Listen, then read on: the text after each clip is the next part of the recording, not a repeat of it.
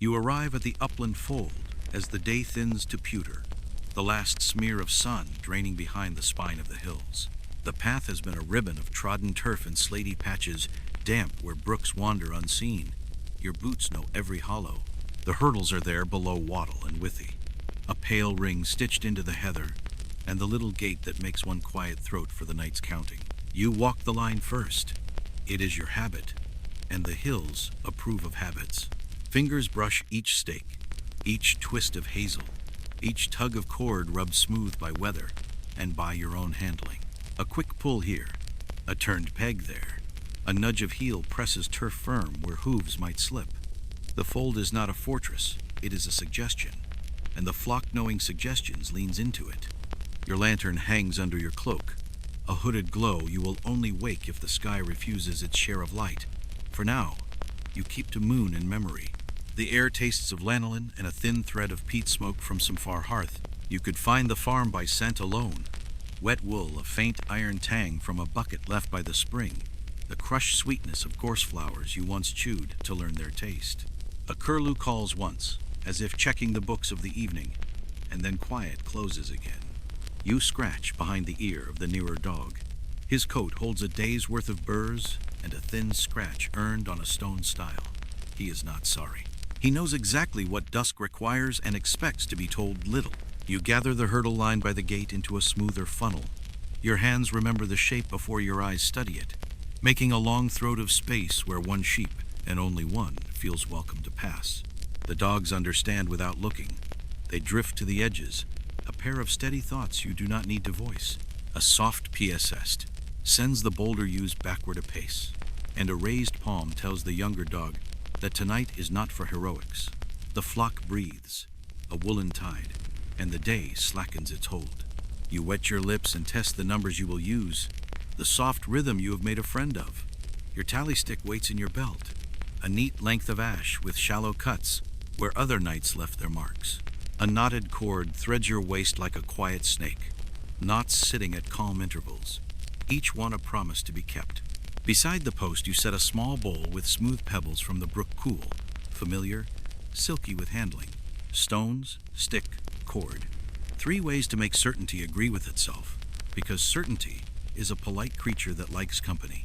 Before you begin, you walk the ground inside the fold, feeling for the damp that belongs to the day and the wet that would trouble a hoof.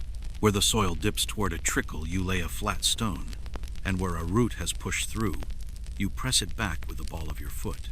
A quiet treaty between tree and sheep, made under the eye of the stars. Your cloak brushes the withy fence, making a sound like a broom on old boards. Beyond the ridge, a cow bellows once from a low valley, and then falls quiet. The whole hill seems to tuck itself in. When you draw breath to speak, it is hardly speech at all. Numbers arrive like a prayer that never asks for much. You do not chase speed. The gate will not thank you for it, nor will the flock. The first ewe steps through, bold with the confidence of past evenings. The dog lets her pass, as if yielding a path to an elder. Your thumb lifts. The tally stick receives a tiny thought of pressure, a mark in the mind that will, in time, become a mark in wood. The second head follows, dew bright on the bridge of the nose, reflecting a thread of light. You breathe between counts, so the spaces are even. You shift weight from one heel to the other, and feel how the hill takes you, not unkindly. The sky slides toward the color of old tin. A first star appears, and then another, putting their shoulders under the night. Your lantern stays sleeping. The moon is climbing. When it clears, backs will show a slow sheen like poured pewter, and you will count by that. Until then, you let the edges soften and keep the center clear. A small whistle guides a knot of stragglers away from their favorite patch of grass near the post. They go with mild, offended dignity, which is the natural state of sheep. You lean on the gate and feel the burrs in the wood where your hand has learned every flaw. The dog lays his chin on your boot. A wind folds the heather in long, even waves nothing sudden, nothing sharp. The day's last warmth leaves the turf, and the smells grow simpler. Wool, earth, a breath of sea tugged inland by some arrangement of air you accept without needing to name. Your own breath slows to match the folds, and the folds' breath slows to match the hills. It is all very cooperative, which is not always the case with weather, sheep, or people. Now the rhythm holds. The line narrows. Hooves click on a buried stone and then dull again on peat. Ewes drift forward in ones, sometimes in twos that you politely separate with a hand and a low word. The dogs make their small, competent adjustments, edging out a bold flank here, closing a tempting gap there. Your stick remains patient. Every so often you turn it in your palm, feeling the shallow scars of past nights, the history of counts that came out right, and the few that required a second pass, and a humble nod to the stubborn arithmetic of beasts. The mist that has been idling in a hollow begins to lift. It takes the sharpness off edges you do not need, and leaves the faces clear enough for purpose. You do not measure time by a dial, but by the way the stars settle into their tasks. From the west, a thin band of cloud raises a shoulder across the moon and then moves on. In its wake, the light comes cleaner. Wool shines. The lane you made from hurdles becomes almost self-explanatory, and the flock, which is admirably teachable at such hours, accepts the lesson. You do not hurry. The pace is a kindness to yourself as much as to the sheep. With each head that passes, your mind settles further into the grooves of the work, edges rounding off, thoughts becoming like stones polished by a stream. You are the caretaker of a number, nothing more grand than that, yet it pleases you. This neatness the hills allow when asked gently. The hurdles hold. The dogs, attentive and nearly still, sketch patient circles with their eyes. You count, and the evening countenances you by soft degrees. You bring the hurdles in with small, patient movements, not dragging, not scolding, just asking the fence to think a little more like a gate. The withies have their own memory, a bend learned from rain, frost, and years of your hands. The foal's broad mouth becomes a long throat, and that throat narrows into a soft funnel. The flock understands without instruction. You work from the edges inward. A loose stake wobbles where the turf is rooty. You rock it free, shave a sharper point, and twist it back so the grain bites the soil. A split wattle shows pale wood where a ewe rubbed. You turn that end down and bind it with a green withy that will dry stronger than twine. Nothing is hurried. The dogs watch from their ribs, ears turning whenever a sheep gathers a silly thought. You choose the curve by eye, not measure. The trick is never to make a lane that feels like a trap, only a suggestion that promises room on the other side, which is true. You know the shape because your own body approves it, the way a shoulder slips through a doorway, the way a brook turns around a stone without complaint. Tonight the hurdles stand close enough that 2 sheep could share the space, but only one feels properly invited. You test the flow with a soft word and a gentle rap of the crook on a post. Curious ewes sidle toward the mouth of the lane, sniffing the straw. Moonlight runs along their backs like poured milk and glitters in the rims of their nostrils. You loosen the lantern hood so a thimble of glow helps your eye, then shade it again. Bright light breeds mischief. At your feet sits the bowl of river pebbles, round stones worn silky by water. The tally stick rides your belt, ash that takes a clean notch and forgives the next. The knotted cord rests against your hip like a tame rope snake. You touch each in turn the way a miller taps a stone and listens for soundness. Stones, stick, cord 3 companions against forgetful hours. You draw one more hurdle forward and lash it to the gatepost with a thin willow strand. The new angle removes a sly corner bold weathers used last week. Into a low gap you tuck a short sprig of gorse and press it with your boot. Even the most opinionated ewe respects that reply. The dogs rise together, take 2 steps, and lie down again, mirroring your decision with their own. A ewe tests the line, not in rebellion, but in study. She noses the withy and learns it yields, yet will not give way. Behind her a lamb blinks as if every evening were the world's first. The flock shifts as one living thing, wool brushing wool in a soft, dry sound like grain poured from a sack. You angle your body to the lane so you become another part of the suggestion. You look down the funnel and judge the slope. Too steep and bashful sheep will balk. Too shallow, and a pair will pretend to be one. You ease the far hurdle inward by a thumb's width, and the mouth finds its tone steady, unremarkable, correct. A light breeze works resin from the withies, and a green scent rises even in the dark.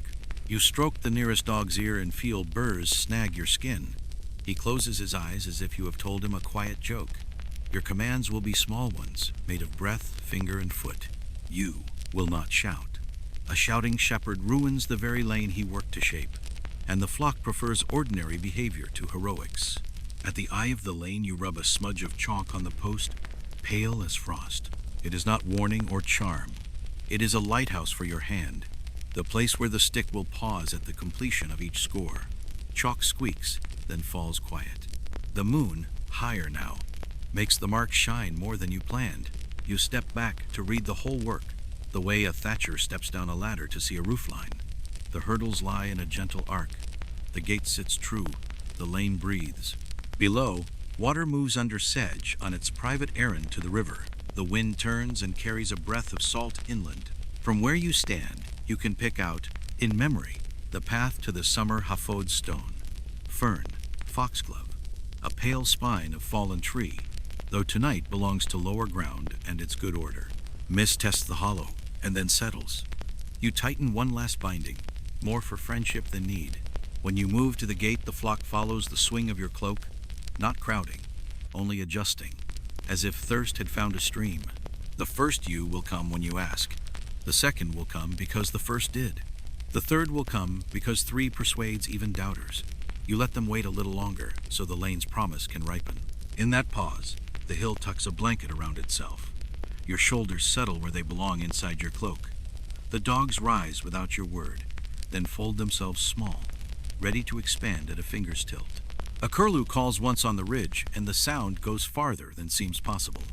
You place your palm on the gatepost. Neither oath nor prayer, only the touch that says, I am here, and so are you. And this is the same work as last night and the night before. Your thumb finds the smoothness worn by forgotten hands, and you accept your place among them. The hurdles have agreed to be a lane. The sheep have agreed to be counted. All that remains is to begin, and you are in no hurry to spoil the quiet by doing so too soon. You send the dogs out like thoughts you have already finished, thinking quiet, tidy, and aimed exactly where they belong. They slip from your side without ceremony, one to the left, one to the right, moving as if the hill itself were tilting them into place. No barking, no drama. Their bodies speak in angles and pauses, in lines sheep can read without trying. The flock lifts its heads, studies the grammar, and agrees with a soft shuffle that sounds like cloth brushing cloth. You stand where the lane begins. Near the gate you have turned into a gentle throat. Your crook rests against your thigh. A click of your tongue threads in tension through the air. The older dog lowers his chest until it almost kisses the grass, steady as a tool laid true. The younger dog makes a crescent and trims it tidy, the way a careful scribe brings a curve back to the line. You move hardly at all. Small movements are large when everyone is listening. Moonlight climbs the slope and combs the flock from withers to tail. It catches on the lanolin's soft gloss and turns backs into pale ridges within the larger ridge of the hill. You do not need the lantern. You cup it anyway inside your cloak, so its shield does not rattle and persuade anyone that novelty is coming. The dogs lean their gazes along the edge, and the edge settles. Sheep prefer to be contained by intention rather than objects. Tonight, they are getting both. Your whistle is almost nothing, a sliver of air that begins and ends behind your teeth. Left dog rises one pace and stops, enough to persuade a stubborn knot to loosen. Right dog drifts backward 3 steps, easing the rear so latecomers do not organize a side plot. You place your palm on the gatepost as if to warm it. The flock draws into a cloud with a hollow at its center, and that hollow fits the mouth of your lane exactly, as if elegance had been planned. The ground remembers hooves and gives them a dull, even reply. Only now and again does it ring on a buried stone. Heather taps your boots like a polite neighbor. The air smells of peat smoke thinned by distance, of sheep, of damp earth where a rill hides under sedge. You shift your heel an inch, and the older dog notices, which is his way of saying he understands you. He throws the smallest glance to the younger, and that glance is a paragraph. Hold the far shoulder. Keep forward simple. Ewes at the front begin to volunteer. One steps and then pauses, because pausing is a tradition. Another steps into the space her paws created, and seems satisfied with the bargain. Behind them, lambs knit themselves to their mothers by sound short, bright bleats that locate and reassure better than any color dog.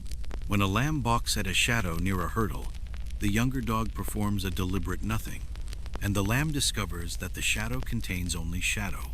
The dogs work in long, slow circles, tracing the flock's outline until the outline remembers how to keep itself. They do not drive, they suggest. Their shoulders are commas that soften sentences before they become arguments.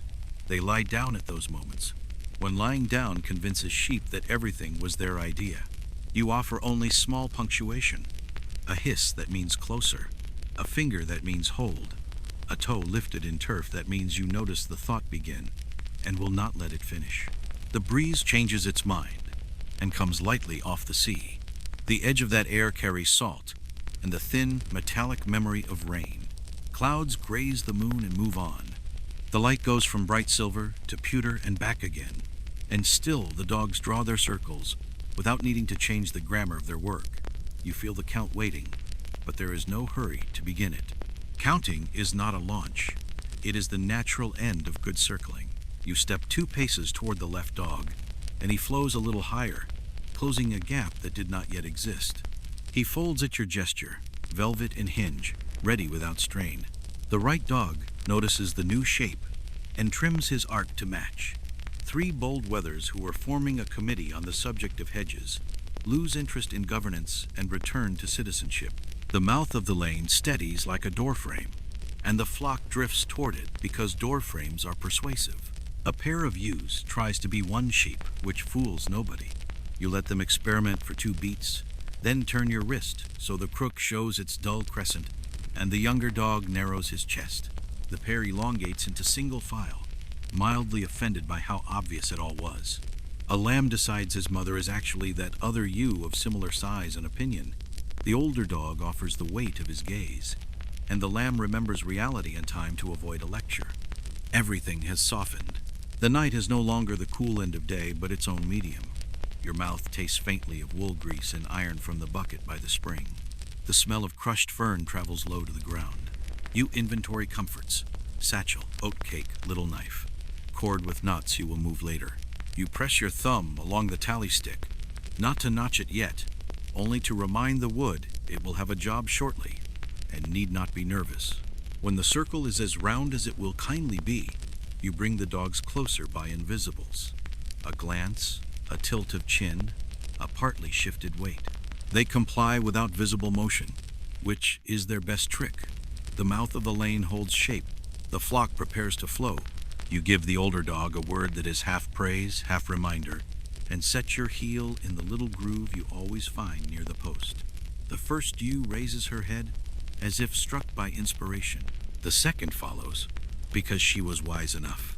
You breathe once, slow and ordinary, and allow the first head to pass. You take the tally stick from your belt, the ashwood warm where it has borrowed the heat of your hip. It fits the hand the way old tools learn to fit, not by clever shaping, but by long agreement. You turn it so the pale grain catches the moon and shows its story single cuts like quiet breaths, and across them, the deeper cross strokes that shut a score as neatly as a door set back into its jamb. The stick smells faintly of hearth smoke, and a thin smear of fat you rubbed in after frost cracked the trough. You do not notch yet.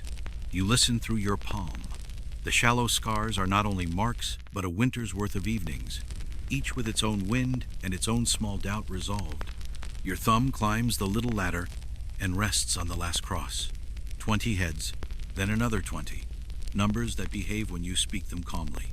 A score is a good bundle large enough to mean something, small enough to carry in the mind without dropping pieces. Your hand finds the balance and your breathing copies that decision. Counting will be a gentle partnership between wood, stone, and cord. The bowl of river pebbles waits by your boot with its cool, secret light. The cord's knots rest at your belt like patient birds on a wire.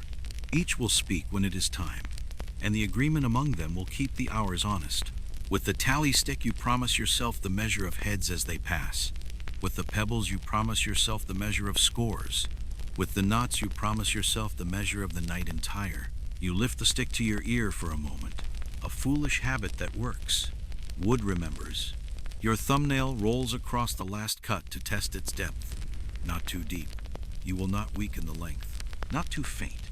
You will not mistrust it at dawn and make a liar of your own hand. In the dim, your knife sits quiet in its sheath. the edge kept plain and civil. You will draw it only when the first score stands behind you, and the flock has learned the lane for this particular night. The first few heads are practice for everyone.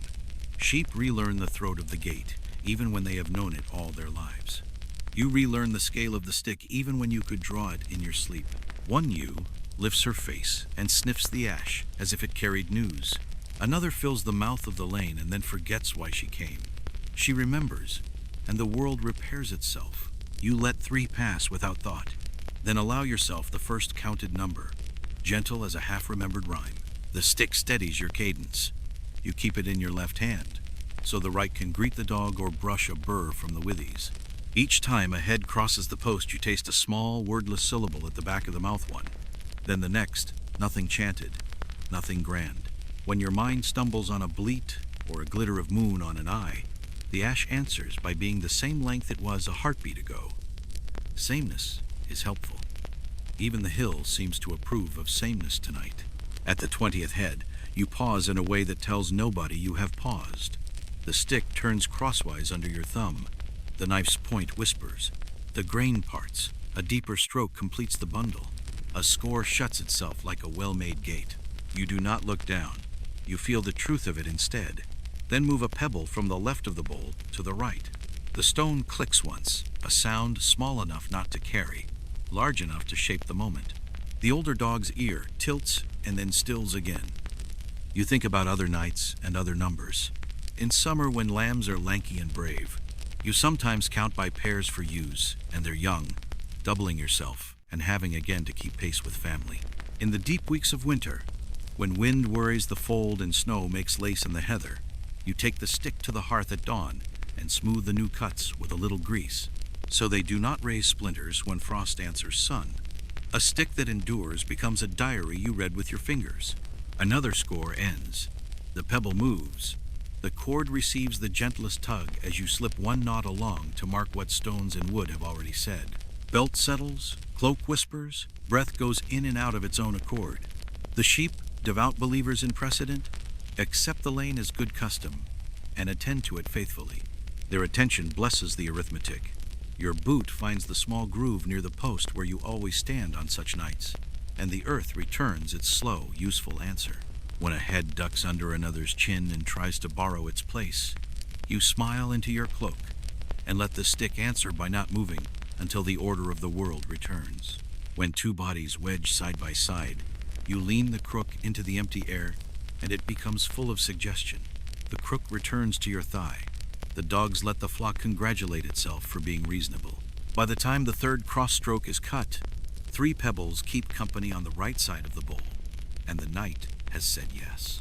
You slip the stick back under your belt for a little while and count on the skin alone, letting the body learn again what the hand already knows. When the mind wanders toward oatcake, toward sleep, toward the pale ridge, where dawn will climb, you bring the ash home to your palm and begin the next bundle. Above the fold, the sky deepens, pewter softening to velvet. The dogs breathe in time with you. The sheep pass like beads sliding along a cord, patient and identical, each with a small brightness in the eye like a cold star. When the next 20th head steps through, your hand finds the knife and makes one patient cross. You polish it with your thumb until it belongs. Pebble moves, knot slides, stick rests, and all 3 ways of knowing agree. The hill feels pleased with you, and you are content to be the quiet clerk of its flock. You begin in a voice barely larger than breath, a counting that is not quite speech and not quite song. Numbers are shy creatures at night. They prefer to be coaxed rather than fetched with a shout. You let them arrive at the gate with the sheep, one by one. Your tongue makes small shapes in the dark. Vowels round themselves. Consonants knit and let go. The mouth follows what the hand expects. You count in 20s because the flock approves of bundles, and the mind does as well. 20 is a good fistful of heads, a sturdy sheaf bound with a twist of straw, snug enough that nothing rattles loose when the wind noses through the fold. You do not hurry to reach the knot at the end of each bundle. The pleasure lies in the soft stepping toward it, the press of shoulder to post, the drift of wool under moon, a head turning just as the number asks to be said. When the first bundle shuts, you lean a fraction, and the pebble trades sides in the bowl. The stone's click is neat as the closing of a little chest. You do not look for it. You feel it, and that feeling greases the next few numbers so they slide past without argument. The knotted cord rests against your hip and minds its manners. It will have its turn when the bowl begins to look lopsided, tonight or later. You keep the whisper low for the sheep, but also for yourself. Loud numbers come back to bite. Quiet numbers return as milk to a pail without froth. You shape the breath so it lands on the backs before it reaches their ears. A weather more than a voice. The older dog glances at you once, enough to be sure your tide is rising predictably. The younger dog settles into the work he trusts. A long crescent that presses only where thought bulges. Their paws make hardly any sound. The lane performs its modest miracle. One becomes one becomes one. Now and again two attempt to be one. And you let time solve what scolding would only tangle. A lifted finger, a lowered wrist, a small hiss barely big enough to disturb the dew. These are the instruments for so easy a puzzle. The pair elongates, the numbers relax, and the count returns to behaving like a stream rather than a sack being searched. You let the whisper borrow rhythm from things that already know how to be even. The drip inside the springhead stone, the far-off beat of waves muffled by hills, the small knock of a loose skateboard down valley.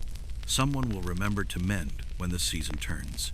The syllables settle into that pattern and stop begging for attention. The mind loves to leap if you make the count too clever. Simplicity is a tether. You keep it tied but long. At the 10th head of a bundle, you give yourself a quiet reed of sound, just a mark in the air that no sheep would mistake for an instruction. It keeps the count tidy inside its own house. At the 19th, you pause so slightly the pause is only a thought, and then the 20th clicks like a seed into the notch you cut. Knife whispers, pebble moves, wrist rests. The cross-stroke on ash is a hinge that bends exactly and then stops. Between bundles, you wet your mouth from the leather bottle. Cool travels to the back of the throat and leaves the tongue ready to shape even breath. The dogs pretend not to want any because they are working. Yet when you touch a damp finger to a waiting tongue, dignity and gratitude find their compromise. A small humor rides the work. When a ram of opinions inspects the post as if it were a rival, you let him stare until both become bored. He remembers he is a sheep and resumes the role with dignity. Your numbers, which had waited in the doorway like polite guests, take their seats again and continue the meal. The breeze arrives with a change of mind and flattens a wedge of heather. With the new air comes a low, sweet smell of crushed fern and something mineral from the spring. You know the hour without a dial. The eastern stars make the pattern you use to guess when the dew will begin to weight your cloak. It is not yet. Your whisper holds its shape. The flock continues as if rehearsed, which they have been, night after night, simply by living. You let memory browse, a winter of mittened fingers when the knife would have sulked and split the ash. A summer when lambs put their entire heads inside the bowl, until you learn to set it on a flat stone no lamb could reach. A rain-soaked evening when you counted by touch and let the dogs do all the talking. Tonight is an easier page. Another bundle completes with the frictionless satisfaction of a latch sliding home. A stone crosses the bowl. You move a knot along the cord to keep the bowl honest, and the knot accepts the distance as its own. Far off, a thin reed tones someone with a pipe, perhaps, or a shepherd. On another slope, keeping himself awake with a tune not quite cheerful. It threads your whisper. You let it keep you company, and do not let it pick the count's pocket. You consider changing your footing. The little groove by the post insists you need not. A lamb misplaces his mother, and corrects the error by backing into her with the air of a creature who meant to do that. Two ewes switch places with deliberation. You fit the numbers around their politics. Another bundle closes. The stick says so, the pebble says so, the cord says so, and for once the mind does not argue. The whisper begins to vanish into the work. That is when you know it is good. You cannot tell where the breath ends and the counting begins, where the flock's patience ends and your own begins, where the hill gives permission and where you mistake permission for ownership. You press the heel of your hand to the gatepost, letting its grain print your skin. The next head passes, and the next, and the next, and in time you will say another quiet cross, move another small stone, and slide another knot along. Moonlight finally clears the shoulder of the ridge. a slow coin lifting from a pocket, and the fold changes character as if a calm hand had smoothed its hair.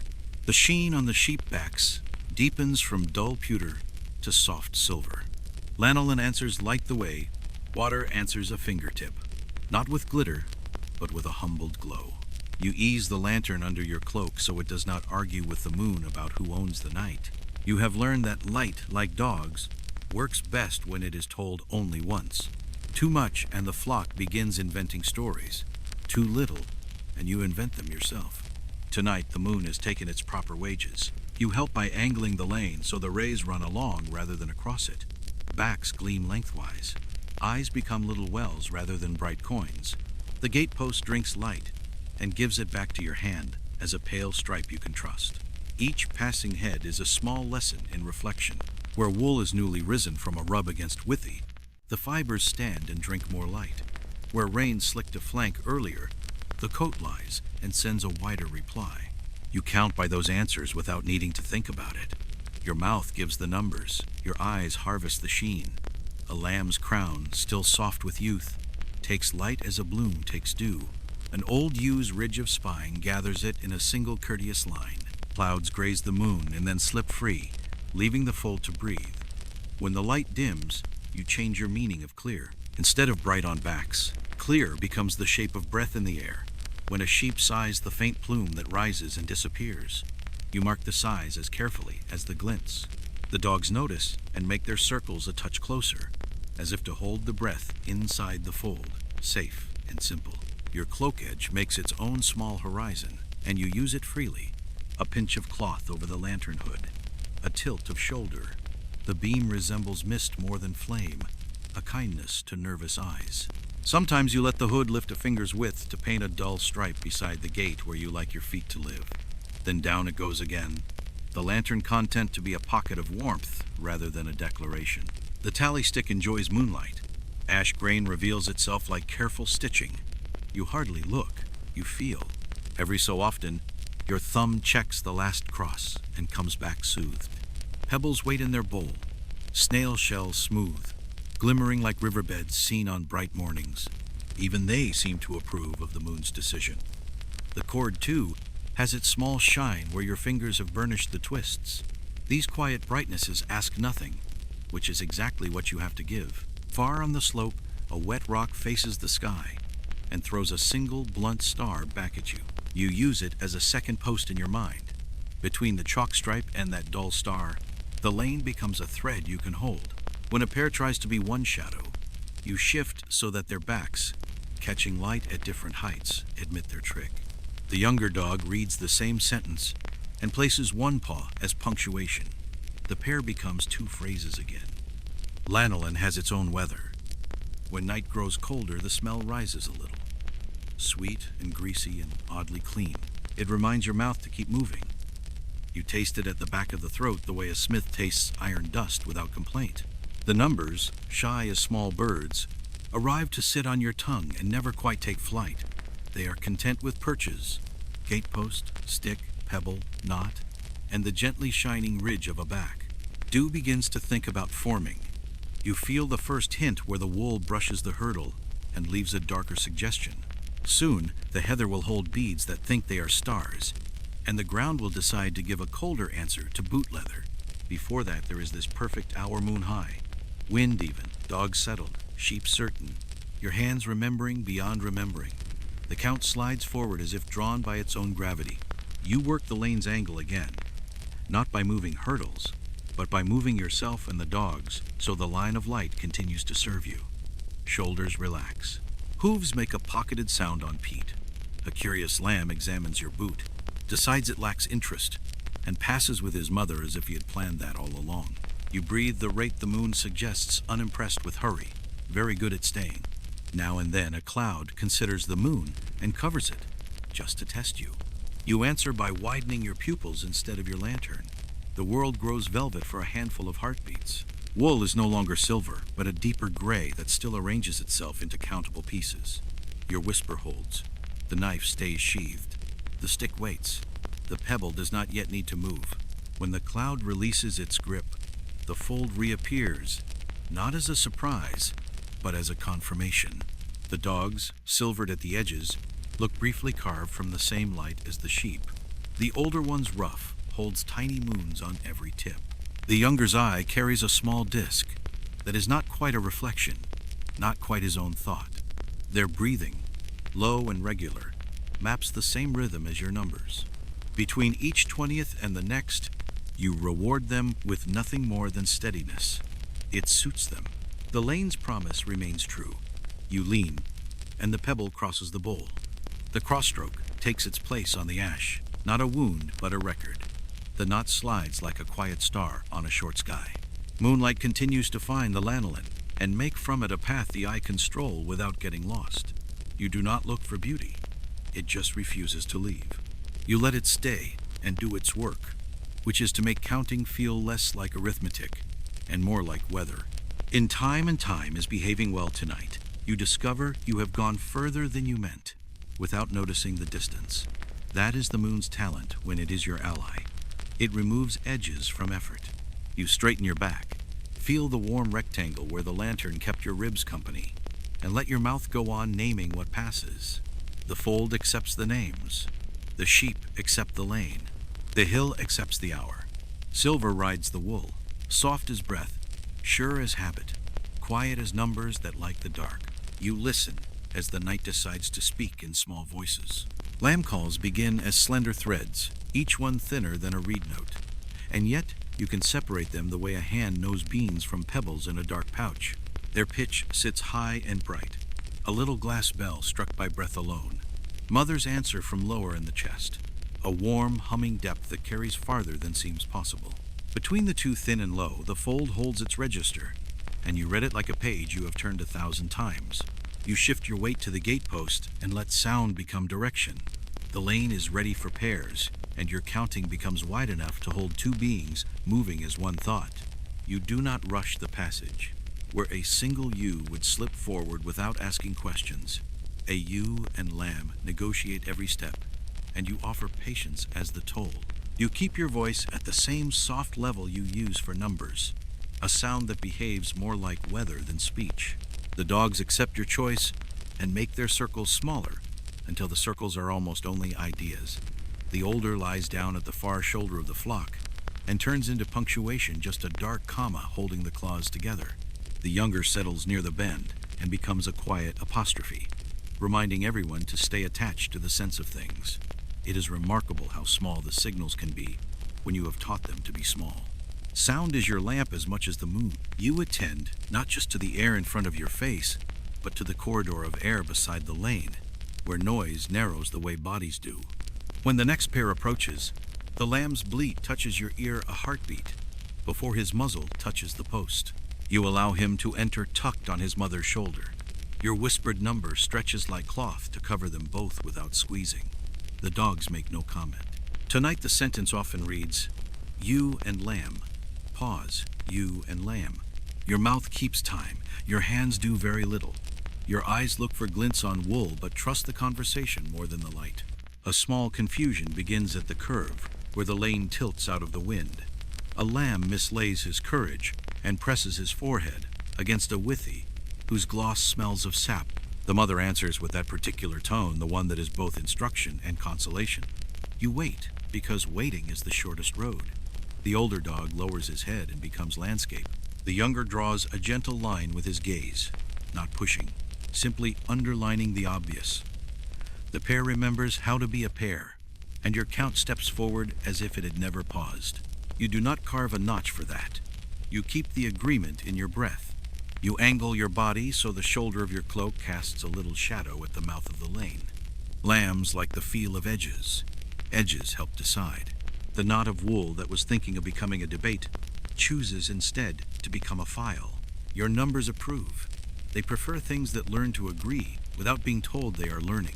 A lamb touches the gatepost with the soft part of his nose, writes his name there in a scent only he will recognize, and follows his mother through with the air of having invented the idea. You let him keep that dignity. It costs nothing and pays in silence. The tally stick rests in your belt. For this stretch, you count by ear and breath, a ledger kept on the soft paper of the throat. When your mind asks for wood, You give it the ash for one clean cross-stroke at the 20th head, then tuck it away again. A pebble shifts sides in the bowl.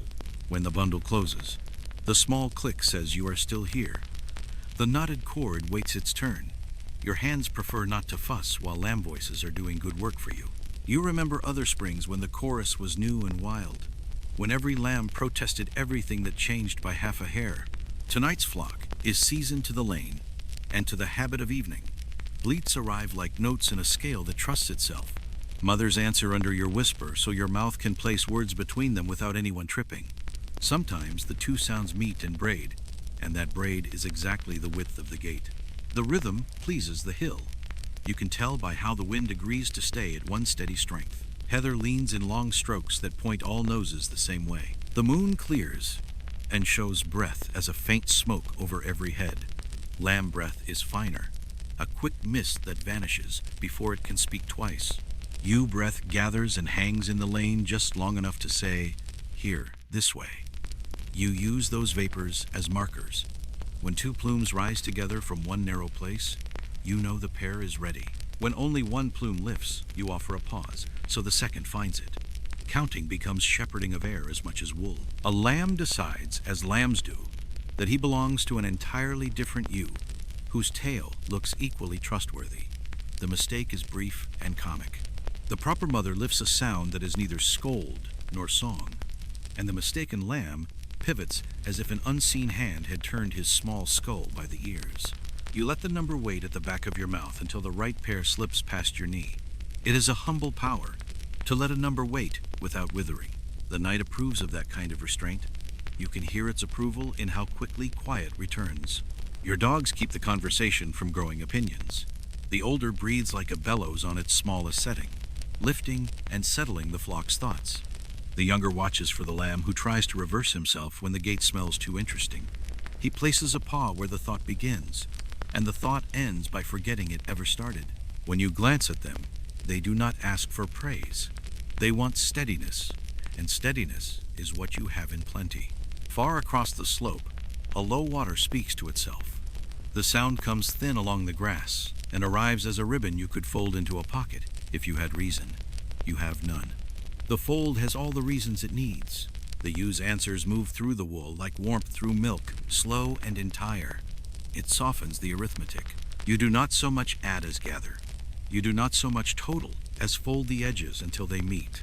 20 becomes a gentler word in such company, and when it closes like a lid that knows its own box. You keep a hand on the crook but do not lean on it. The curve of ash repeats the moon's curve, and you enjoy the rhyme. When a pair compresses into one doubtful lump, you tilt the crook's shadow across the lane, and the lump relaxes into two sheep again. You lower the crook and let them teach themselves what the shadow already taught.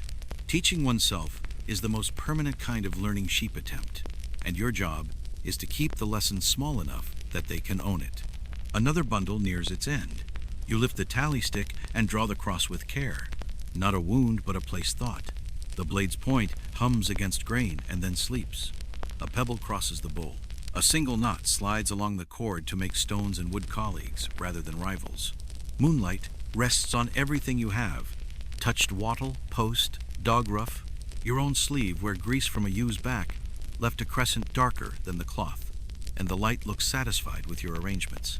Now the lamb voice is thin and spread across the fold like starlight smeared by breath. Fewer call, more keep close and entrust the distance to habit. You use the calm to ease your shoulders under the cloak and to settle your feet in the familiar groove near the post. The ground gives a slow yes. Numbers answer from your tongue as if the hill had taught them how to leave quietly. Sheep proceed as if the path were their idea all along. You let them keep the pride of that illusion. It keeps peace cheap. A ewe with a torn ear comes with attentive poise. Her lamb half a step behind and slightly to the left, always to the left. You recognize them by sound alone. Her call carries a narrow quiver. His answer ends in a quick yip, like surprise that keeps being surprised. You give them their shared passage, then take a mouthful of cool from the leather bottle. It tastes faintly of wool grease and cold iron from the spring. The older dog lifts his head an inch and lowers it again, content to let patterns prove themselves without remark. The last pair of this stretch arrives with an economy that pleases you. A mother who needs no speech, and a lamb who knows the script. They pass. You breathe. For a few beats, the lane offers only single ewes with the complacent air of elders. Your whisper reverts to the simplest kind. When lamb voices rise again, they do so like a remembered tune, not a demand. You welcome them, fold them into the count again, and watch as the dogs draw their slow, bright ideas back into place, like moons setting on either rim of the flock. The night remains without hurry. You are its clerk, and tonight the ink is sound. Thin for lamb, low for you, silence for consent. You dip the pen and write the page the same way you did yesterday. And will tomorrow lamb voices marking the commas, you answers shaping the lines, and your numbers arranging the margins so the story reads itself. You set the little bowl by the gatepost where your left boot always stands. On the flat slate you picked after a lamb once tried to fish for counting stones with his mouth. The bowl is turned from beach, pale and tight-grained, with a lip that keeps pebbles from roaming even when the wind remembers it has opinions. Inside lie smooth river stones you gathered in winter when water runs thin and clear, each one rounded like a thought considered until its corners forgot they existed. You like the way their small weight answers your fingers. It is a weight that says yes without making a speech. You keep the stones divided left for yet to come, right for done, though the rule matters only to your hands. When the 20th head passes, and you set a cross stroke in ash, one stone moves from left to right. No flourish, no rattle. The click should be as soft as the idea it records. You do not look down to confirm the movement. At this hour your fingers have their own eyes, and they see better than you do. Your mouth is busy with numbers. Your ears mind the dogs. Your hands conduct the quiet commerce of stone and bowl. The bowl's place is as important as its contents. It lives at your ankle, slightly behind the line of your foot, where stray wool and braver noses cannot step. Set it forward, and you would teach the flock to treat arithmetic as a salt lick. Set it farther back, and you would bend for it every time. And a bent shepherd is a tired mind in disguise. Here, you move a pebble with the same economy as breathing, and let the count proceed without drama. The dogs have learned its radius, and pass it as if it were another little post hammered into the ground. The stones themselves tell a story of patience. Cold at first, then not, dry, then filmed with dew you do not remember touching. Their surfaces prove that persistence polishes. The river used the same trick you use. Small motions repeated longer than impatience would choose. Hold, let go, hold again.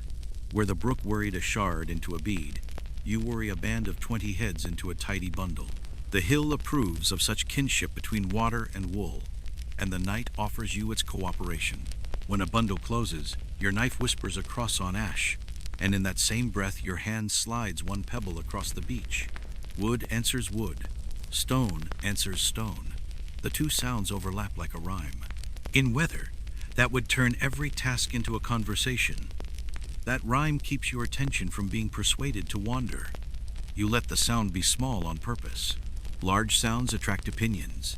Small ones attract agreement. The flock prefers agreement. So does the arithmetic that lives at your gatepost. You have tried other tokens hazelnuts one autumn when you forgot the bowl and the byre. Bits of broken pot on a night when the brook was stingy. Once, an honorable pile of sheep droppings when all else failed, and no one was looking.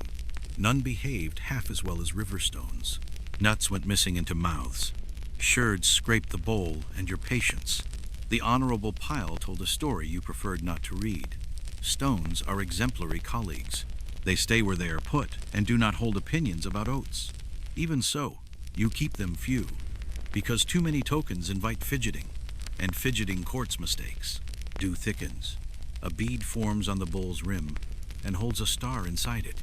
You imagine, not quite seriously, that every moved pebble slides a star a finger's width along the sky. That is the kind of arithmetic the night might humor if asked gently. The chalk stripe on the post keeps its pale promise. The tally stick keeps its wooden one. The bowl keeps its promise with weight alone, and weight is sometimes the truest speech. A lamb pauses to sniff the slate, discovers a sky with no smell, and abandons astronomy for his mother's shoulder. Sometimes you let the bowl sit to prove you do not depend on it. For a score or two, you keep the number on ash and breath alone. Then, when mind and mouth have shown obedience, you reward them with the quiet ceremony of a moved stone. It is not that the bowl needs you, it is that you need to remember the count is yours first and the bowl second. Tools are happiest as partners, not governors. The dogs, hearing the click, lift one ear without moving and return to the thoughts you ask them to keep. Even the wind seems to nod and continue with its business in the heather. By the time the right side holds a polite crowd of stones, the lane has become an easy sentence. You no longer suspect yourself of losing the thread. You suspect only that time is behaving kindly and will ask for nothing dramatic. Another head passes, and another. The ash receives its cross. Your fingers slide one more pebble over the little beach plain where you keep the night's neat towns. Left thins. Right grows companionable. Between them, you stand like a road that knows exactly where it is going and sees no reason to hurry. You listen for the bowl when you are not looking at it, the way you listen for the dogs when you are not speaking to them. Its small click arrives at the same distance each time, neither nearer nor farther, and that sameness steadies your mouth. You make your number. The pebble makes its journey. The knot makes it slide. The flock makes its calm shape. It is a round of courtesies. No one insists. Everyone agrees. When the 20th head of the next bundle steps under the post, your thumb and forefinger find a new stone and give it the same quiet road. The beach accepts it. The count settles. The knight, which enjoys good record-keeping, remains pleased with you, and you are content to be its clerk.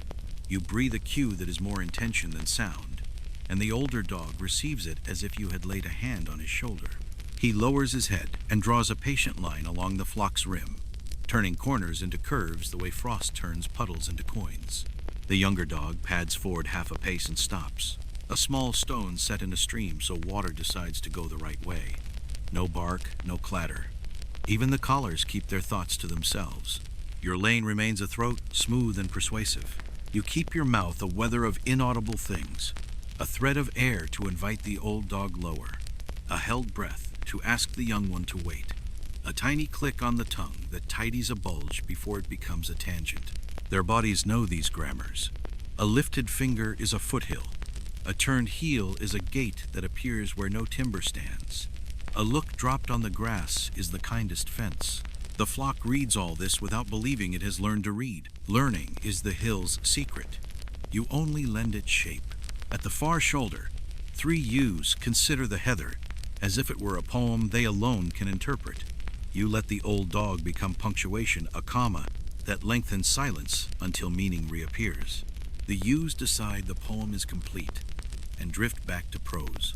At the mouth of the lane, a lamb tries to pass under his mother's chest, discovers the ground is not as low as his ambition, and rights himself with a mitten-sized huff. Your number waits in your throat until their small theater ends, then steps out softly. The ground under your boots offers counsel. Peat gives a cushioned reply. A slate chip gives a little ring. Both tell you where to plant your weight so the fold hears steadiness instead of impatience. The bowl of stones sits by your ankle, as if it were the hour itself and not an object. The soft click at each score has rehearsed its part and needs no reminder. The tally stick warms in your palm for one breath and returns to your belt. You will take it up when the bundle completes, not before. You borrow wind for your signals. When the breeze runs left to right, your cue rides with it like a seed. When it turns, your hand becomes a small patch of shade, so the meaning lands without thinning. The young dog learns this faster than the old will admit, though the old pretends not to notice and takes the credit by habit. Together, they make one quiet tool. One suggests, one confirms, one begins a thought, one finishes it so gently the thought believes it ended itself. Strays shrink smaller than their shadows in such company. A wether with a taste for arguments peels toward a tuft of grass he knows cannot be eaten any better than the grass already eaten. The young dog draws near enough that the wether feels stared at by a benevolent star and chooses citizenship over politics. A ewe with a torn ear, she of the left-leaning lamb, hesitates where the lane narrows to its most honest width. You ease your shoulder, shading the lantern so the chalk on the post shows true. She steps and is pleased with her own decision. Silence acquires many shapes. There is the silence after a correction no one noticed. There is the silence when the flock forgets it is plural and becomes one animal with many feet. There is the silence you keep in your jaw so your teeth do not add chatter to the arithmetic. In these silences, commands grow roots. You feel them take. The proof is that you do less, and everything does more of itself. Your crook stays under your hand like a third dog that knows one trick. It draws a shadow where a boundary should be. You lay that curve of shade across a temptation, then lift it away before the flock understands it was never wood. The trick pleases you because it wastes no noise and leaves no mark to sweep at dawn. The dogs approve for the same reason. A shadow holds still exactly as long as asked and vanishes without sulks. A seam of mist strays up from the hollow and lays itself across the lane for a dozen breaths. Eyes become dull beads. Backs lose their pewter. The near world turns to felt. You widen the space between cues so the dogs have time to feel rather than see. The old dog counts by pressure, letting the side of his chest speak while his eyes are briefly unemployed. The young one listens for hoof sound on Pete's soft drum and edits his path accordingly. The flock honors the change with the politeness of creatures practiced at weather. When the mist thins, you do not reward it by changing pace. You keep to the same slow grammar as if the lane had been visible all along, which it was for anyone willing to use other senses. The moon rubs itself warmer on the ridge. Backs remember to shine. Your number leaves your mouth exactly where it would have if no cloud had been born. The dogs lie down together for 4 heartbeats, heads up, breath even, and then, at your unvoiced thought, rise and resume their circles as if waking from a good idea. By now the flock's edges are polite. No one thinks of hedges. No one forms a committee about stones. Your cues grow rarer, softer, nearly theoretical. A glance travels farther than a shout and spends less of you on the way. The count proceeds as if it were counting itself. When the bundle closes, the knife gives ash its cross. A pebble clicks from left to right, and the knot on the cord slides one small star along a short sky. The dogs settle by your boots like commas, keeping the sentence from running on. You pause, because the breeze has remembered a path and taken it, sliding down from the shoulder of the hill and folding the heather in long, even strokes. The plants answer like a book being thumbed very gently. Page, page, page.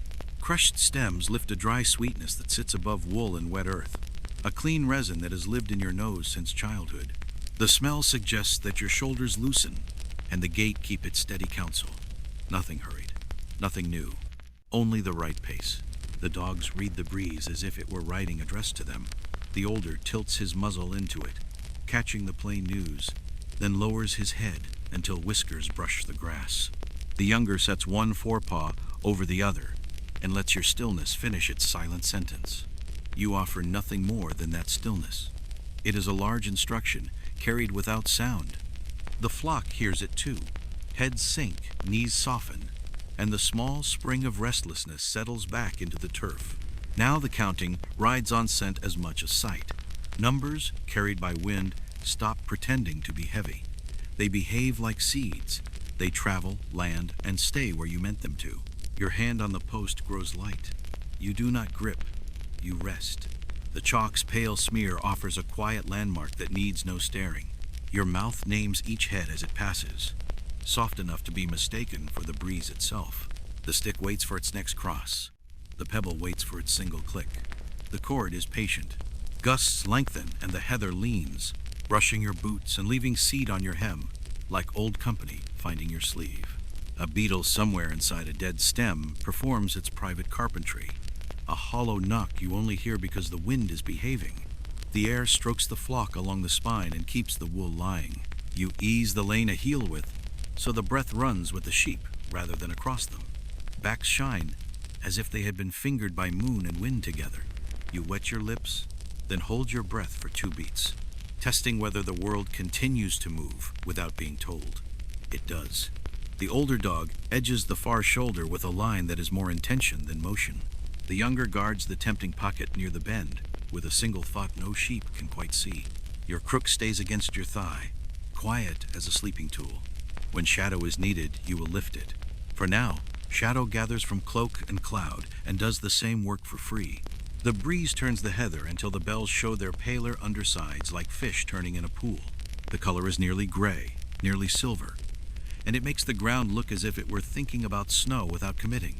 Resin sits where breath meets tongue and smooths the throat so the whisper does not fray. Counting becomes a line drawn on water with a reed, delicate to look at, durable in practice, held together by patience rather than force. At the 20th head, you close the lid on the bundle without making it a ceremony. The knife's point speaks softly to ash.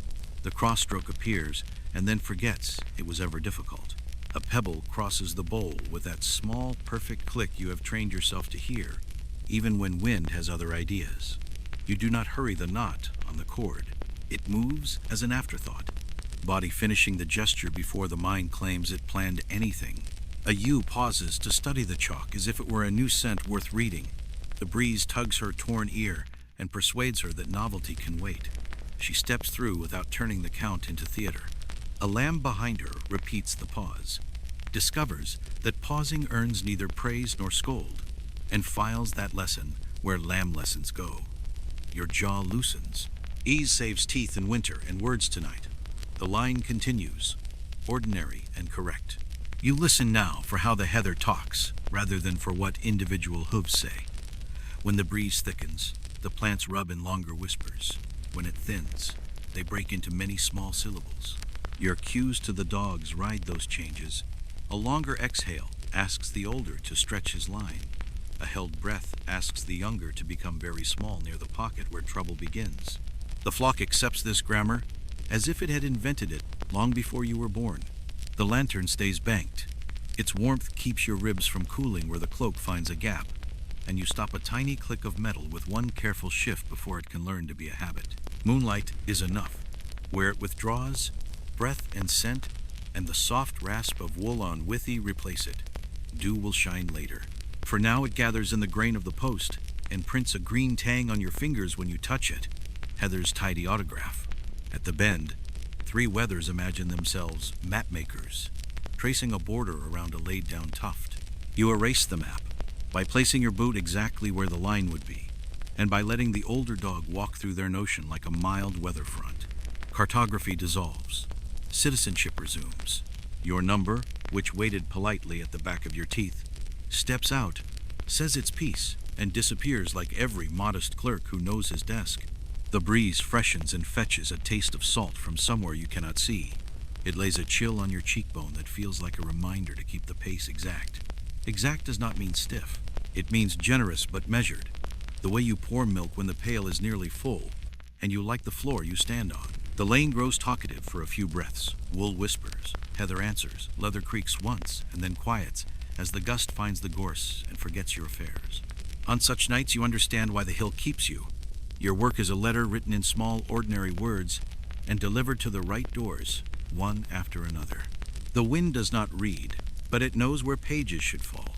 The sheep do not read, but they feel the shape of the story pressing gently on their shoulders. You do read. You read heather and breeze and the posture of a dog who is certain he has done this forever. Because you read, you do less. Because you do less, everything goes better. Another cross, another pebble, another knot. The breeze leans once more, then loses interest and wanders down valley to worry at someone else's gate. In the quieter air, the night seems to grow a size larger and more comfortable. You stand in your little groove by the post and let the flock pass one. One. As if they were beads you are too patient to count, but too fond to ignore. The scent of heather stays open in the dark like a book on a table, and you read from it between numbers until the pages turn themselves. You lift your eyes between bundles, the way a miller lifts his hand from the stone to feel the flour. The sky has arranged its tools where you expect them, and that reassures the ordinary work. The great cart, 7 bright studs, leans over the black shoulder of the ridge. The cart's shaft points toward the small, stubborn star that never wanders. From that steadiness, you borrow your own. You do not keep hours with instruments, yet you know where the night has walked, by how far the cart has tipped its load. The stars move slowly enough that counting will never trip over them. They go about their long errands while you go about yours, and you nod to each other like neighbors who share a lane but not a fence. When a thin cloud wipes half the roof of the world clean of lights, you hold the pattern in your mouth until the wind folds the page back. It is not memory to boast about. It is the kind that lives in hands and neck and the backs of the eyes. You prefer the sky's long sentences to any clock's clatter. The pale band that crosses from rim to rim, milk spilt and never mopped, shows itself like a road you could walk if the ground forgot you. When it stands overhead, the sheep grow quieter, reminded that wide things endure. You lean to the gatepost and let that width leak into your breath. 1, 1, 1. A cross in ash. A pebble moved. The cord's knot slides and finds its new home without fuss. When the cart tilts so its tail star hangs above the notch where two hills meet, you know the night has passed its difficult part. Dew beads on the withies and cools your fingers. You rub the post once to warm a palm and press it again, leaving a faint print that glows and fades. High above, a wandering ember crawls and vanishes. The dogs see nothing useful in it and return to watching the flock, who are wise to imitate that decision. You read the east the way you read a quiet face, for hints that will soon show themselves. Deep in the dark, the color turns one grain toward blue. You do not hurry for it. The sky will keep its appointment. The next bundle closes with a softness that comes when the body knows a promise has begun to be kept. The cross-stroke in ash feels like ending a line you mean to begin again. There are constellations you know not as heroes or beasts, but as chores. The bent line that tells you when to bank the hearth. The bright pair that means the byre roof will milk light instead of rain by dawn. The scatter that makes lambs go bold for no reason you can name. Names are less useful than behaviors. Tonight, every familiar marker behaves. Stars step, wind leans, sheep agree. Dogs breathe like small bellows that never need oil. You touch the lantern once to feel its small heat and let the hood stay down. The moon is doing the work without complaint, and the lantern's one boast that it never sets is not needed while the ridge keeps the sky tidy. Counting adopts the sky's pace. Where your tongue could grow eager and tumble, the high, slow wheel persuades it to keep to the path. A ewe with a half-healed scar over the nose steps past. You note to check the salve jar at dawn. The older dog stands for one long breath, then folds back to earth. Even his paws feels placed by the same hand that placed the stars. A lamb looks up, finds nothing to quarrel with, and returns to memorizing his mother's ankles. You mark another bundle with the knife, and let a pebble tick to the right. The bowl's sound becomes part of the sky's sound, a single point in a sheet of quiet. Far off, something cries once, and then chooses silence again. The sheep do not answer. The dogs do not ask. Your shoulders loosen another stitch. The tally stick smoothness warms, cools, warms again, copying the small climates of your own blood. When the cart's handle points nearer the notch, you take a mouthful from the leather bottle and taste the night as it has condensed. A breath of iron from the spring, a clean wool sweetness, a memory of heather you will meet again when sun coaxes resin from the bells. You are not thirsting, you are matching rhythms. The swallow steadies the next dozen heads, as if you had driven a fresh peg into the hour. You think of other ridges and lanes where the same star is turned, always certain and never the same. You have counted under a sky that carried frost like glass, and under a sky that drowned itself, and forced you to count by touch on wool dark with rain. Tonight asks little of you beyond attention, and the gentle refusal to finish early. You grant both. The flock files, single as beads, obedient not to you but to the shape the hill and the familiar heavens have agreed to keep. The small, stubborn star above the cart's shaft holds its place without theatrics. You bless it with a brief look you would not call a prayer, and do not need to. Then you put the look away and return to your gate, your post, your 111. Stars step, you answer with quiet arithmetic. Somewhere in that exchange, the night moves farther along its rail, and you discover you have moved with it without spending yourself. You open the lantern only as much as night allows. A thumb to the hood, a finger to the latch. A breath held so metal learns to move without speaking. Warmth from the tallow smells of sheep fat and hearthstone, a familiar kitchen inside your cloak. You cup the light with sleeve and palm until it becomes a household thing, small, domestic, willing. You angle your shoulder so the beam runs along the lane rather than across it. Light that crosses makes hurdles look like bars.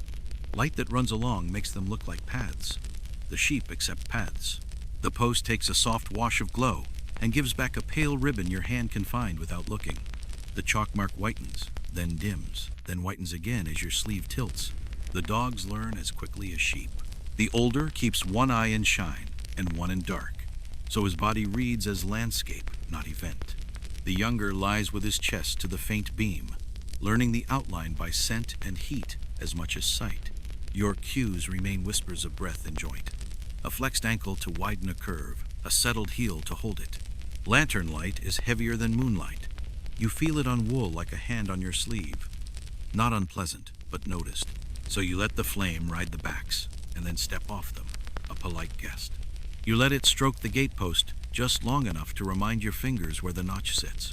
Then you hide the glow and count by glint and shadow, letting eyes remember their old trade. The flame's color carries its own clock. When it burns honey soft, the air is steady. When it brightens toward straw, a new breeze has found you. Tonight it stays amber and loyal. The hood throws a crescent of shade that behaves like a second crook.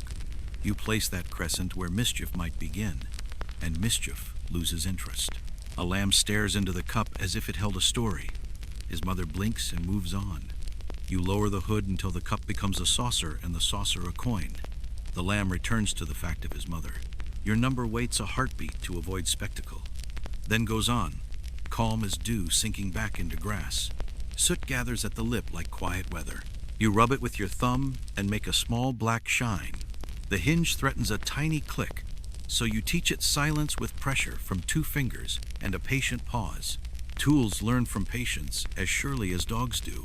You keep the flame low, so shadows stay soft. Hard shadows are walls, soft ones are curtains. Sheep pass curtains as if they had hung them themselves. When 2 heads try to share one space, the lantern makes 2 slow pillows of light, and each head chooses one. You praise nothing aloud. The lane prefers courtesy to comment. Every 3rd bundle, you borrow the lamp's warmth for your hands. You open the cloak and let the heat lick your knuckles. Then close it so no new promise is made to the flock. The tally stick enjoys that brief thaw. The ash loosens a fraction, ready for one more cross. A pebble moves with its practiced click. The knot on the cord slides its small star along the short sky at your belt. Mist sniffs at the hollow, and the lamp earns its place. Moonlight thins to felt. The fold becomes suggestion. You widen the hood's gap to 1.5 fingers, no more. Faces emerge where fog had been. You do not brighten further. Brightness is expensive and quiet. You spend only the coin you need. The dogs shift closer to the beam without entering it. Their ruffs pick up a thread of glow so sheep can read them as edges, not interruptions. The older listens with his ears. The younger with the pad of one paw, lifting and setting as if feeling tremor through turf. You let the lamp be the least of your signals and the most of your comforts. You test the lane by closing the hood for 5 breaths. The world does not stumble. Moon and memory take the task back without complaint. You count by sound the soft tick of hoof on stone inside peat, the whisper of wool on willow, the dog's low bellows of breathing. On the 6th breath, you lift the hood a thumb's width, and the chalk returns like a kept promise. In all of this, the flame remains a servant. You do not let it turn the fold into a stage. You keep it the size of a thought, handy and humble. When the 20th head completes the bundle, the knife whispers its cross, the pebble travels, and the lantern shows the ash just enough to invite a thumb to smooth the cut. Then the hood lowers again, and night owns the scene. Ahead, the lane lies like a ribbon that has learned to be flat. Behind, the bowl's right side has grown companionable with stones. The dogs rest between cues, eyes open to the glow that is hardly there. You breathe, slow and even, and the lantern breathes with you, a small, obedient star in your cloak, bright enough to help, quiet enough to be forgotten. Word count 893. Awaiting continue. You said, continue. ChatGPT said, thought for 15 seconds. Section 13. You decide to befriend certainty a second time, before the moon stands at its highest. The first tally has behaved stones settled on the right side of the bowl. Cross strokes neat as stitches, the belt cord carrying its quiet star of knots. But the mind sleeps best when agreement gets to speak twice. You do not announce the new round to the flock. You shift your weight on the small groove by the post and let the second count begin inside your breath, as if you were tracing the same path with softer feet. Nothing changes, and everything clarifies. Your mouth names again, no brighter and no slower, just a parallel river running beside the first. The tally stick stays in your belt for now. This pass lives in air and ear. The dogs understand this kind of repetition. The older lowers his chest until the grass nearly touches his throat and decides to move only when thought itself bulges. The younger arranges himself like a pebble, precisely where a shortcut would be invented, then considers the matter finished. Their stillness is a kind of arithmetic that requires no marks. The moon climbs a thumb's width and pours steadier silver along the lane. Wool receives the light as though brushed. You angle your shoulders so the beam runs with the backs, and you let the lantern doze, its warmth a small house against your ribs. When a head passes, you let the number step over the threshold in your mouth, and sit in the chair the first count left warm. You do not compare aloud. Comparison is handled by a part of you that likes quiet tables and tidy slates. At every 20th head you make no notch, but you pause exactly where the cross would be. Your thumb presses the ash through your cloak, a ghost of a mark. Then, without moving your hand, you slide a pebble from left to right. The click is the same size as it was an hour ago, which pleases you. Tools that do not change their minds teach knights to be obedient. The cord keeps its counsel. You will touch the knots after this round, not during it. The flock feels the gentler attention and answers with its own restraint. Ewes avoid the petty negotiations they sometimes attempt at the bend. Lambs who might have practiced bravery decide to memorize their mothers instead. The lane behaves like a phrase you have learned to pronounce without thinking about the tongue. You are not proving the first count wrong. You are teaching the hour to accept agreement as a normal thing. Now and again, in second counts, a small ghost appears a ewe you remember twice, a pair you suspect you praised with a number and with the same number again. Tonight the ghosts are courteous. They do not arrive. Still, you keep ready the method for meeting them. It is not correction with a red pen. It is the quiet untangling of twine. You would lift the stick, smooth a thumb across the last cross, consider the bowl, glance once at the knots, and let the smaller truth merge into the larger one without drama. The night loves solutions that do not know they are solving. The wind has gone neutral, not from the sea or the ridge, but from the middle of the world, and dew begins to lace the withies. Your sleeve grows cool where droplets collect, and your fingers come away green from the chalked post. Each little chill helps the body stay awake to small differences. The faint metallic tick of a bell under wool, the quicker breath of a lamb who has learned the lane, and now pretends it was his idea. The softer tread of an old ewe whose hooves remember peat better than stone. You count with these as guides, not as proofs. You let your eyes rest farther out for a few breaths, reading the flock in the round rather than at the mouth of the lane. The shape is right. A cloud with a hollow that fits your path. Two calm shoulders where the dogs breathe. A tail that does not fray into gossip. The second count likes a wide gaze. It keeps the mind from fretting about any single ear or eye. When you return to the post, the close work feels simpler, like threading a needle you have already threaded and only wish to be certain of. Another bundle finishes. You breathe the small pause where a cross would live, and a pebble travels. On the next, you allow yourself the ash. The stick slips into your hand. The knife speaks once. The grain opens and closes, and the world accepts the extra mark as if it has always belonged. You smooth it with your thumb and return the stick to warmth. The second tally is not a correction. It is a lullaby sung twice, first to the sheep, then to your own head. You taste the night on the lip of the leather bottle, a little iron, a little wool grease, something clean from fern. Your tongue loosens again, and your numbers leave more easily. The older dog blinks very slowly, a hinge oiled by years.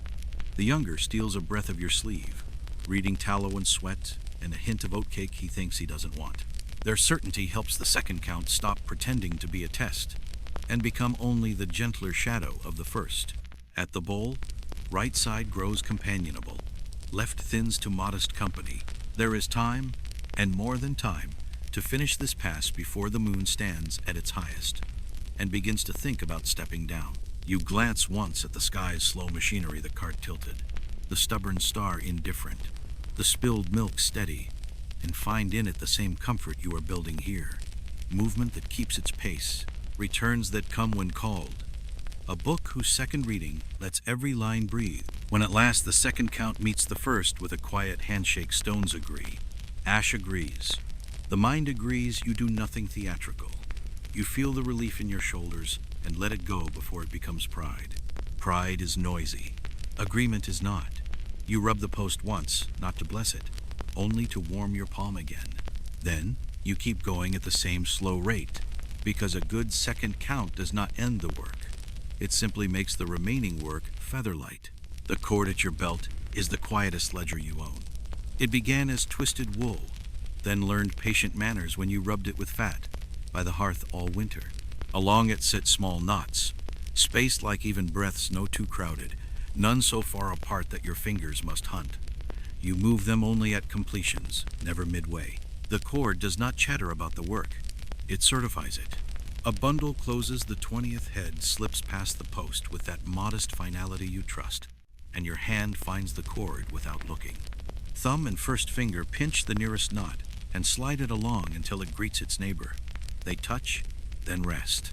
Stick and pebble have already written their parts. The cord adds its soft seal, a mark felt rather than seen.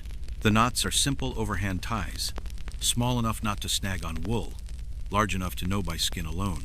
Every few spans a larger knot waits, like a milestone on a quiet road. Those big knots keep you true. Here, 200s once lived under snow. There, 3 began on a night of rain. You do not worship the big knots.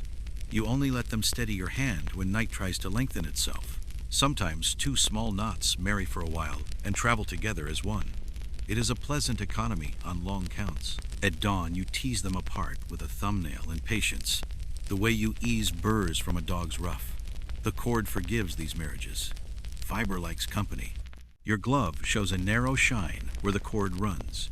Habit engraves its own channels. When dew thickens, that channel keeps a dry path so knots do not swell and lie. Wax helps just enough to make the wool polite without making it sullen. A sullen cord stutters under the fingers and tells lies about totals. Yours keeps a sweet temper, oiled by use and weather. You slide a knot now, and the bowl answers with its practiced click, as if the two had agreed on the dance beforehand. The tally stick waits for the next cross, content to let the cord enjoy this measure. You prefer it that way. Each tool shines for a breath, then yields, so none thinks itself master. Tools that imagine rank begin to squeak for favors you do not owe. The dogs learn your belt hand as a pause that asks for stillness. While your fingers work, the older dog turns into a low stone, the younger into a shadow across the tempting pocket near the bend. The flock, seeing nothing change, allows nothing to change. The 20th head becomes the first of the next bundle, the way a stream at a boundary stone keeps flowing, but wears a new name.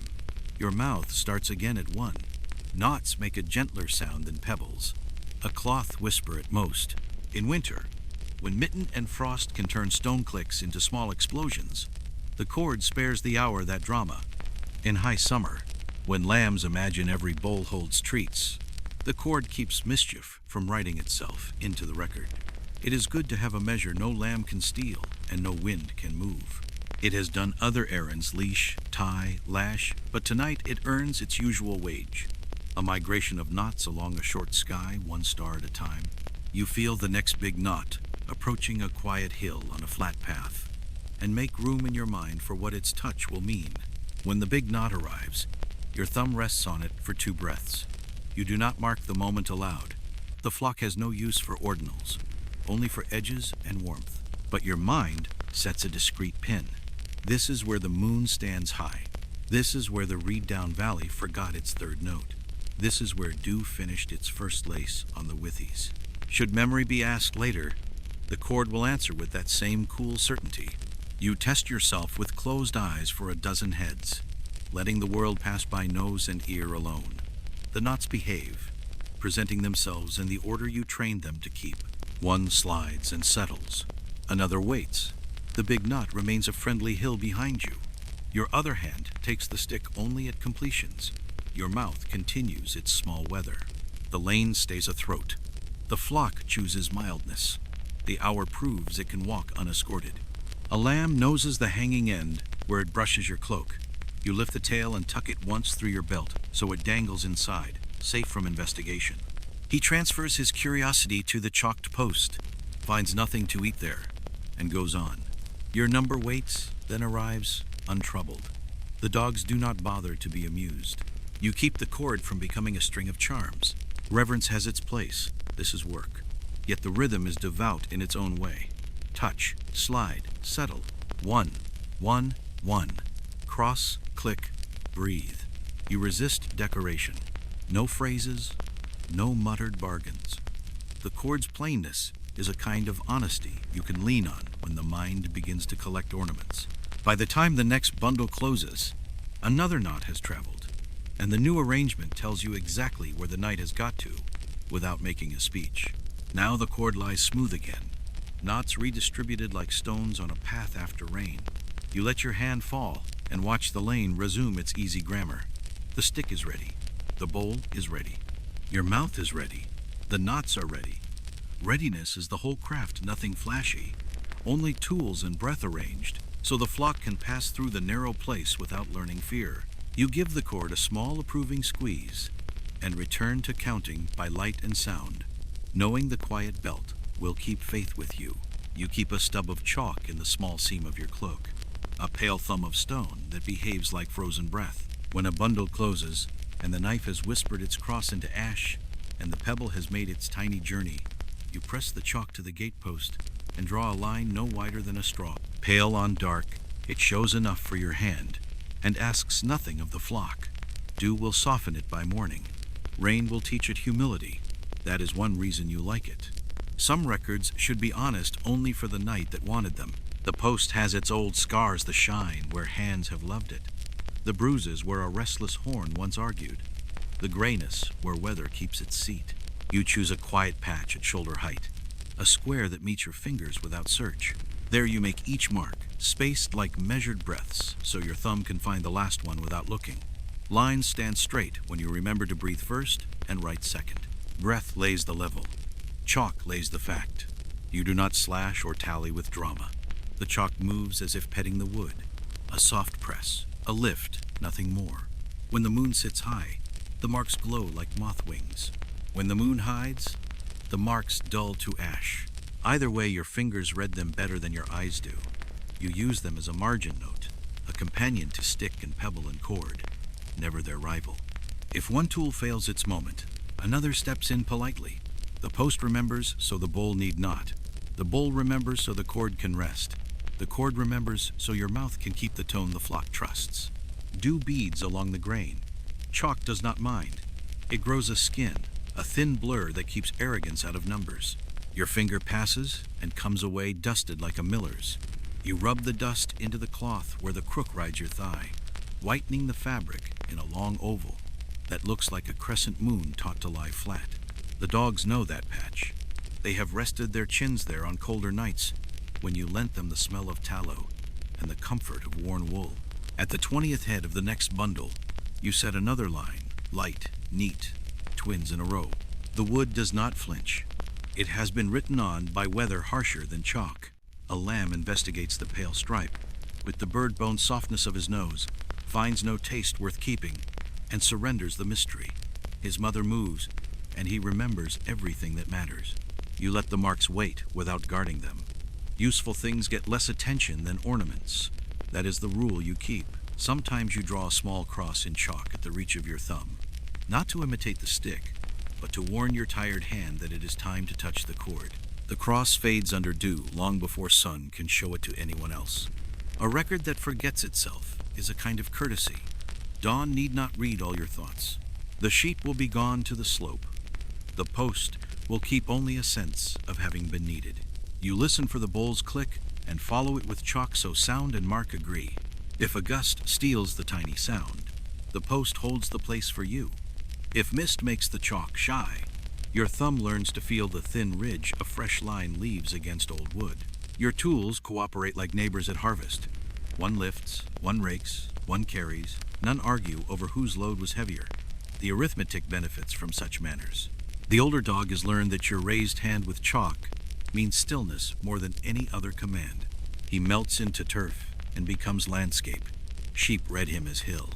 The younger learns to keep his tail quiet while you write, because tail tips are glorious for rubbing chalk where chalk should not be. He practices dignity. You reward him with the only praise that does not cost attention: steadiness. He savors it. Mark by mark, the post turns into a little calendar only you can read. Here is the night the wind ran from sea and made every line slant toward the valley.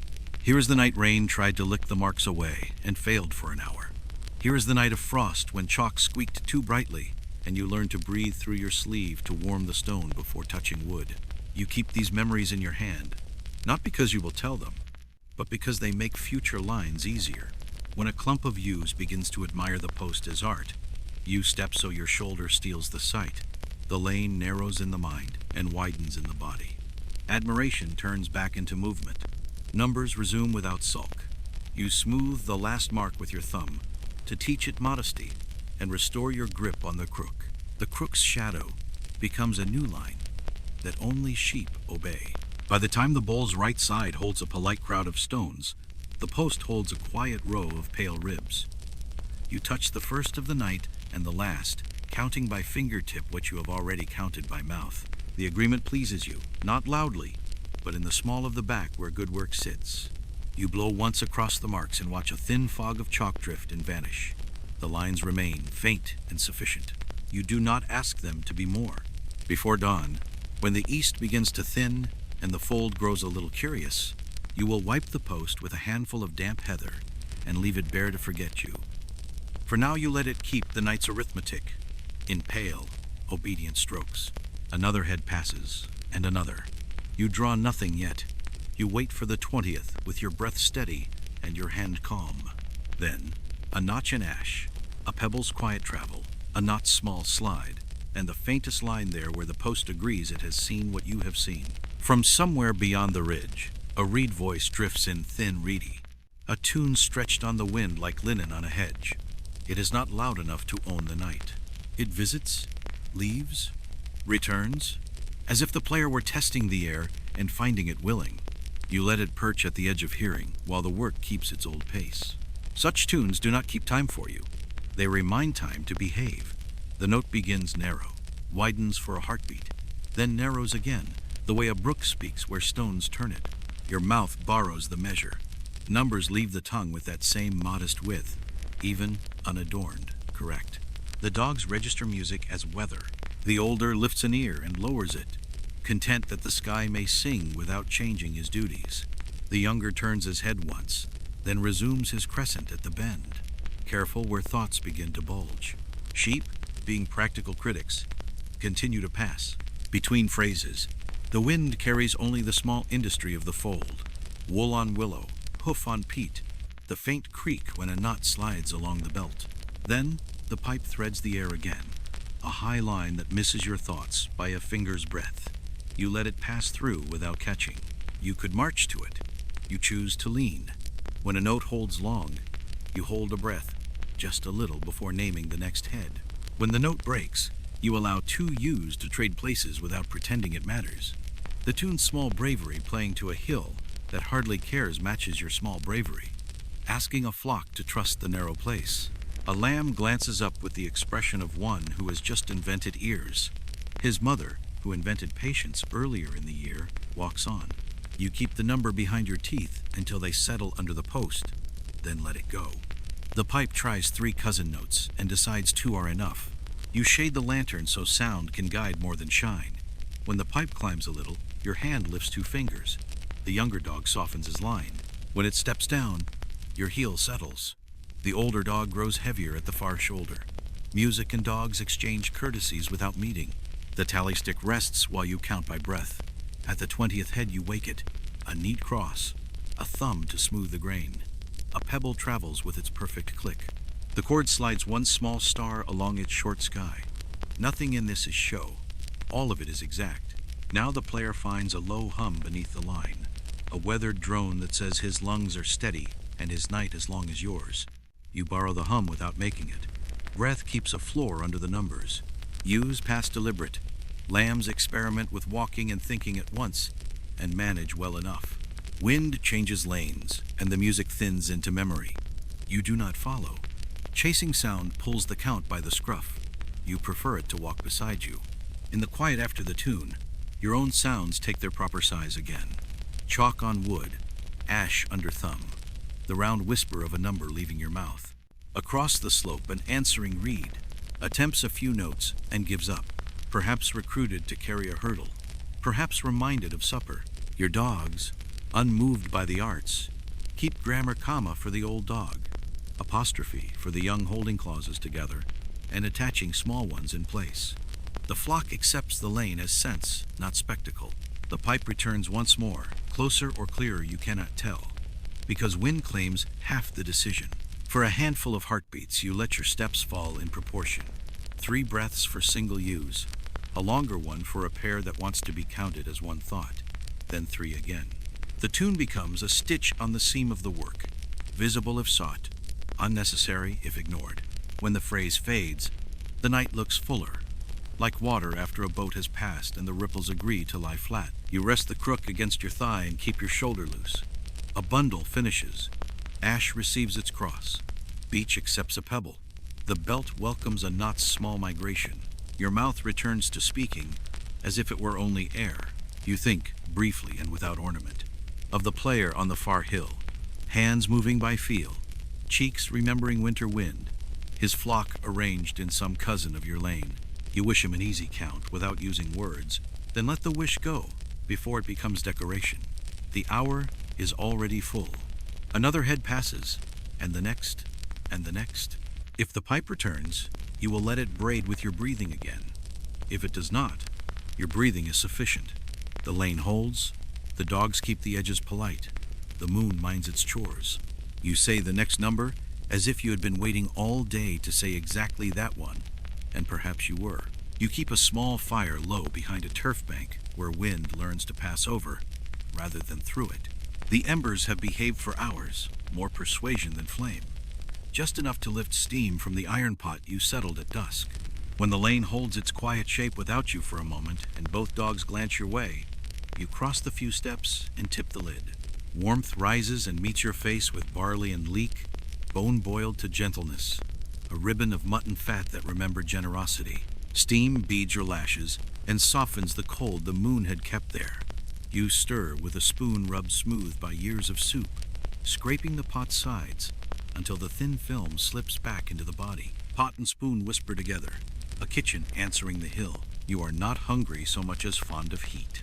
You dip once for a taste that tests salt and patience. It lands on the tongue like a small, well-behaved fire. You blow, watch the skin ripple, and take it in slowly so the night does not think you intend feasting. The dogs do not ask, which is why they deserve a kindness. You let steam drift across the older dog's nose until Whiskers object. He blinks, content to be consulted. The younger gets a finger dipped and shaken cool, then a single lick that convinces him he has taken part without leaving his post. Their tails do not declare the event. They keep the fold's grammar. You drink again, not for the belly but for hands and wrists, and the place between your shoulders where cold likes to sit. Warmth moves along bone and tendon and makes the tally stick feel like a companion rather than a task. You set the spoon where no lamb will mistake it for a toy, close the lid, and give the embers a breath. A red coal opens one eye in answer. The lane has not changed its mind. Sheep pass as if the gate were telling them a story, and they wish to hear how each sentence ends. A ewe fogs the post with one breath and leaves a damp oval exactly where your palm will be. You place your hand there, and the count resumes without ceremony. Behind you, the little fire turns its face back into turf and pretends to be mist. Heat helps not the numbers, but the fingers that carry them. Ash accepts the next cross with the sound like a moth brushing wood. A pebble slides across beach with its practiced click, now carrying a homely echo. A knot on the cord moves as if it had woken in good humor. 1, 1, 1. The whisper learns the spoon's patience. Warmth coaxes smell from ordinary things. Wet wool grows sweeter.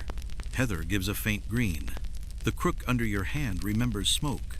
Even chalk seems to loosen where dew had stiffened it, leaving a tidier trace under the thumb. Warmth is a mood that shares itself and then steps aside. You do not stand at the fire long enough to admire it. Fires expand if fed. Tonight is not for expansion. You keep it the size of a thought. A sprig of gorse cracks once. The flock mistakes it for nothing. You shade the lantern as you pass, so light does not begin an argument with flame. Both agree to be small. Cold returns politely around your ears, but it has been reminded. Who pays the rent? Your knees find the little groove by the post. Your shoulder remembers the angle that shades the chalk just enough to be useful. With these recollections, the Count steps back into the shoes it wore an hour ago and finds they still fit. For a handful of breaths, you count by the sound of steam fading from your cloak. When that is gone, you count by the ring a hoof finds on hidden stone, then by the hush of peat, then by wool on willow. Your mouth keeps the pace a pot would admire. Slow simmer, untroubled, content to thicken by itself. At the 20th head, the knife speaks once into ash. You smooth the cross, the pebble travels, and the bowl accepts with its exact courtesy. You look once to be sure the lid lies true. A faint red survives, no bragging. It will hold until dawn has its say. The spoon remains unwashed. Clean spoons are colder. A sooty thumbprint joins older fingerprints in a little archive only you can read. If rain arrives before morning, it will write its own correction. Weather may be editor, you are only clerk. Back at the post, hands useful again. A run of elders passes sensible ewes who neither argue nor dawdle. They sound like cloth folded right. Behind them, a pair that once insisted on being one sheep remembers how to be two. Your breath praises them without words. The dogs do not look for reward. Their prize is the peace that followed warmth. Steam thins to memory, but memory is enough. Your tongue leaves the taste of barley to the last corner of the mouth and returns to simple air. Numbers become as quiet as dew. The flock moves as if the world were made of narrow places that prove wider than expected. You lean, draw the next cross when it is due, move one stone, slide one knot, and let the night hold its calm shape around you. You make room in your mouth for twos. Ewes with lambs deserve an extra breath and an extra care. So you let the number widen and then fold back, like a blanket turned down at both corners. When a mother steps into the lane with her lamb close, you speak once for the head you see, and once for the head that walks inside her shadow. The stick waits, the bowl waits, the cord waits. Your breath does the small arithmetic before any tool needs to lift a finger. Pairs move differently from singles. Their hooves set a double beat, soft quick that your heel answers without thinking. You hold the lane open a heartbeat, longer at the throat so nobody decides to become a tangle. A lowered wrist tells the younger dog to make his crescent very shallow. A tilted chin asks the older to rest his chest until pairs finish their little ceremony.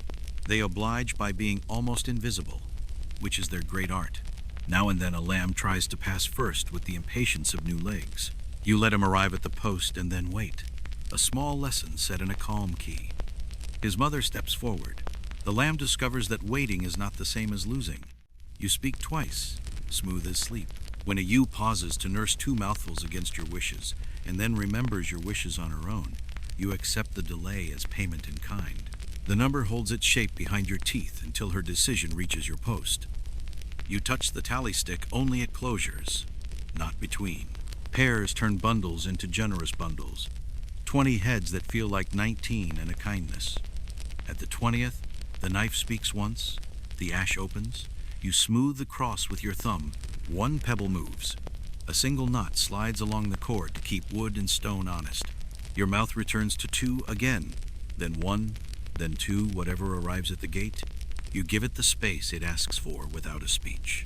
Lamb breath is a lighter smoke in cold air. You use that plume as a little flag. Two plumes together mean count twice. One plume means your number narrows again. The moon takes its time crossing a thin cloud. In that softer light, eyes become beads, and you read the pairs by shape and sound more than by shine, which pleases you. Skill should not depend on weather. It should borrow it, then do fine without it. A pair you know by habit, you with a tear in one ear. Lamb, who always keeps left approaches like a familiar sentence. Your mouth says their number, as if it had been kept warm for them. Another pair tests your patience by thinking about turning around because the post has begun to smell important. You lift the crook so its shadow spreads like a shallow puddle across the doubt they share. Doubt does not like wet feet. They pass, and the number thanks them without words.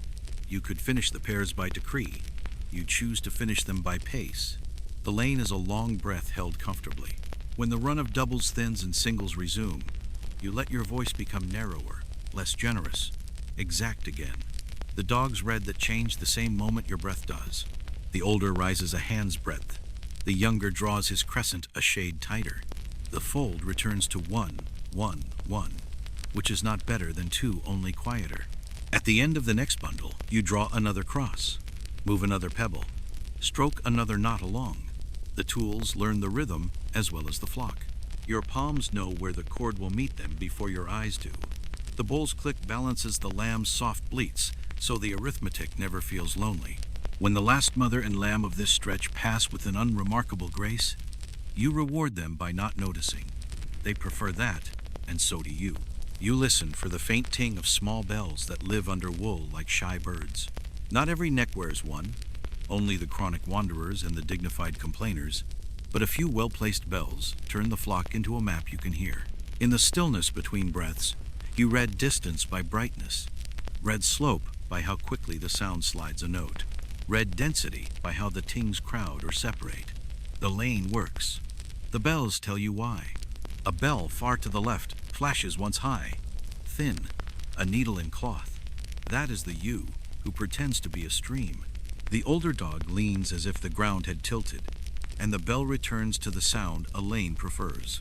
Near the bend, a lower ting declares itself and then hides, which means the young wether who thinks the pocket is his study has begun to write in it again. The younger dog becomes a period, and the sentence ends. You do not let the bells own the count. You let them tidy its edges. Your mouth keeps naming heads. Your hand keeps its home at the post. But when two tones arrive together, you leave the lane one sheep's width wider, so the owners can pass without creating theater. When a bell thins until it vanishes, you know the dog's gaze has done its work. The quiet tells as much as the sound. Metal warms under wool and dulls with dew. Sometimes the bells speak as though wrapped in felt. Sometimes they ring like frost. Tonight they land midway, soft, present, obedient. You enjoy their politeness. Tools that forget to shout are the best neighbors. At the 20th head, a cross joins the ash. A pebble clicks right, a knot slides. The bells provide a tiny fanfare without meaning to. You acknowledge it by keeping your mouth small and even. The post collects a new pale line in chalk.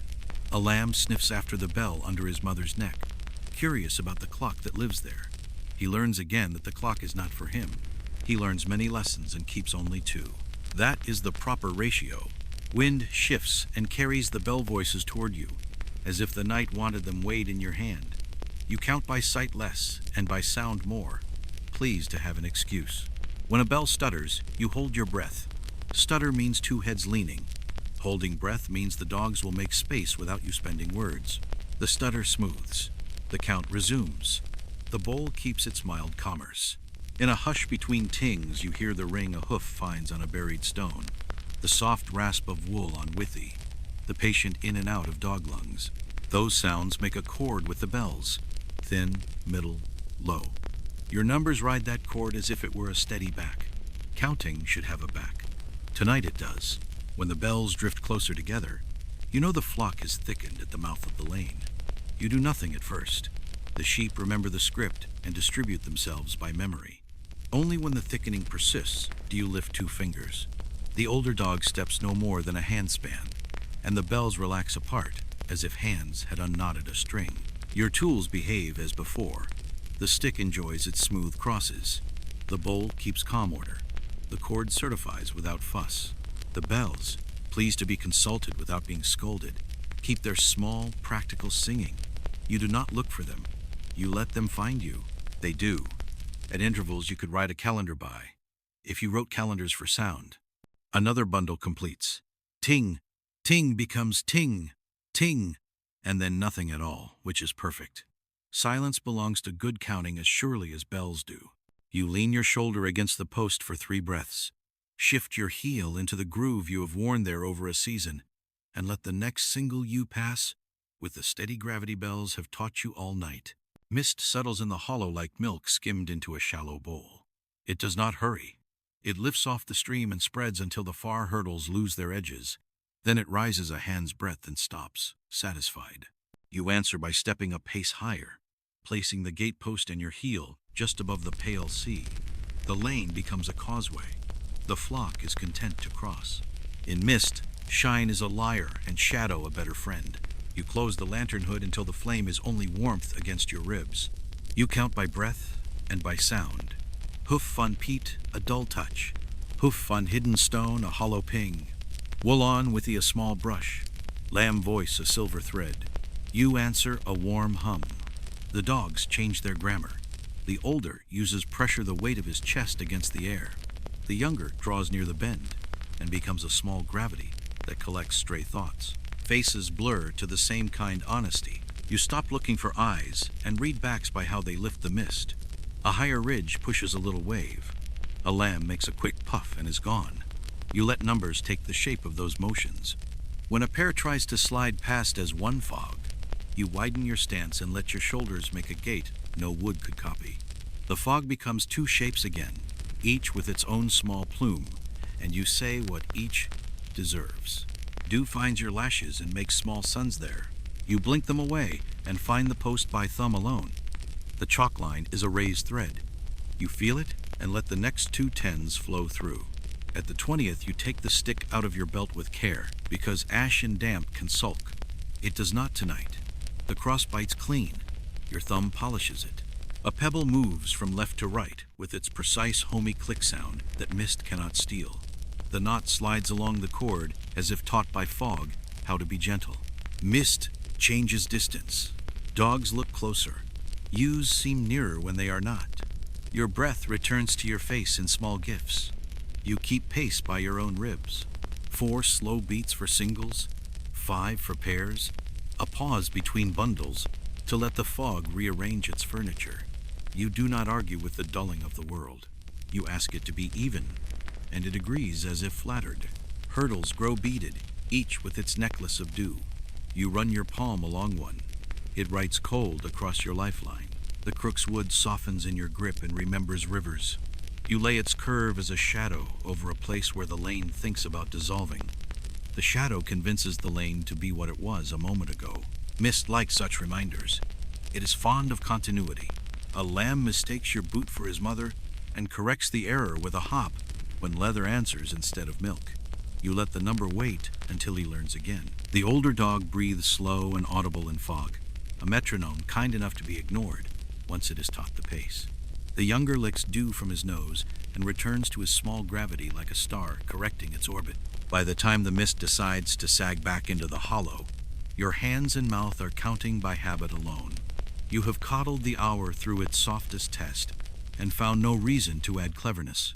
The edges of hurdles return. Wool remembers to shine. You lift the lantern hood a finger's width so the chalk can gleam, then close it and keep the count exactly as you kept it when the world blurred. 1, 1, 1. With a kindness for twos and a patience for the spaces between, you let an old counting rhyme walk silently with your breath not allowed, not for anyone else, only a skeleton of syllables that the tongue moves through the way a mill wheel turns water into sameness. The words are not the point. The pattern is 2 short, 1 long, 3 even, 1 resting. Your mouth shapes numbers to fit that gait and discovers that the lane's feet like it. Rhyme keeps you from rushing. It is a bridle that never chafes.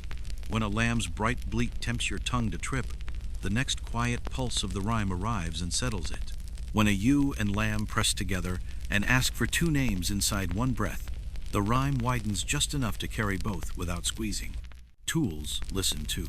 The stick enjoys being lifted only where the rhyme says it should. The bowl's click falls neatly at the end of a line. The chord slides on the downbeat and stops on the up. You do not sing. Singing would enlarge the night, and you prefer it to stay small and yours. You hum under hearing, a current that keeps thought from fraying. Dogs learn it by posture. The older times, his stand-ups and laydowns, so they fall between your imagined lines, never on them, which protects the cadence from bumping. The younger discovers that his best crescent matches the long syllable perfectly. He will not know this. He will do it. The rhyme remembers other seasons, one sung to keep fingers moving in frost, one to keep step on a fogged lane, one to teach a very young dog that quiet is a command when you mean it kindly. You do not choose among them. They fold together like wool layered in a basket. You count on the soundless beat. The flock passes as if soothed by a voice that has forgotten language and kept only pace. At the 20th head, you draw a cross with your knife in the ash, as if adding a neat end to a stanza. You smooth it with your thumb until the grain lies like combed hair. A pebble steps from left to right. The beach bowl answers with a single well-timed tap. The knot on the cord migrates its small star along the short sky of your belt when the line of breath asks it to. The rhyme keeps you awake without making you alert in a sharp way. It is the difference between sitting upright kindly and standing to attention for an officer who does not own you. When mind wants to wander down valley toward beds and hearth, the rhyme brings it gently back to the gate, to the post, to the dog's ear, to the wool that parts for the lane like water parting for a reed. A run of elders passes, and your imagined lines kiss each head with the same small courtesy. A run of pears follows, and the rhyme takes them in without needing to change clothes. You enjoy how little you have to fix. Counting becomes less arithmetic and more weaving numbers as threads, breath as shuttle, lane as loom.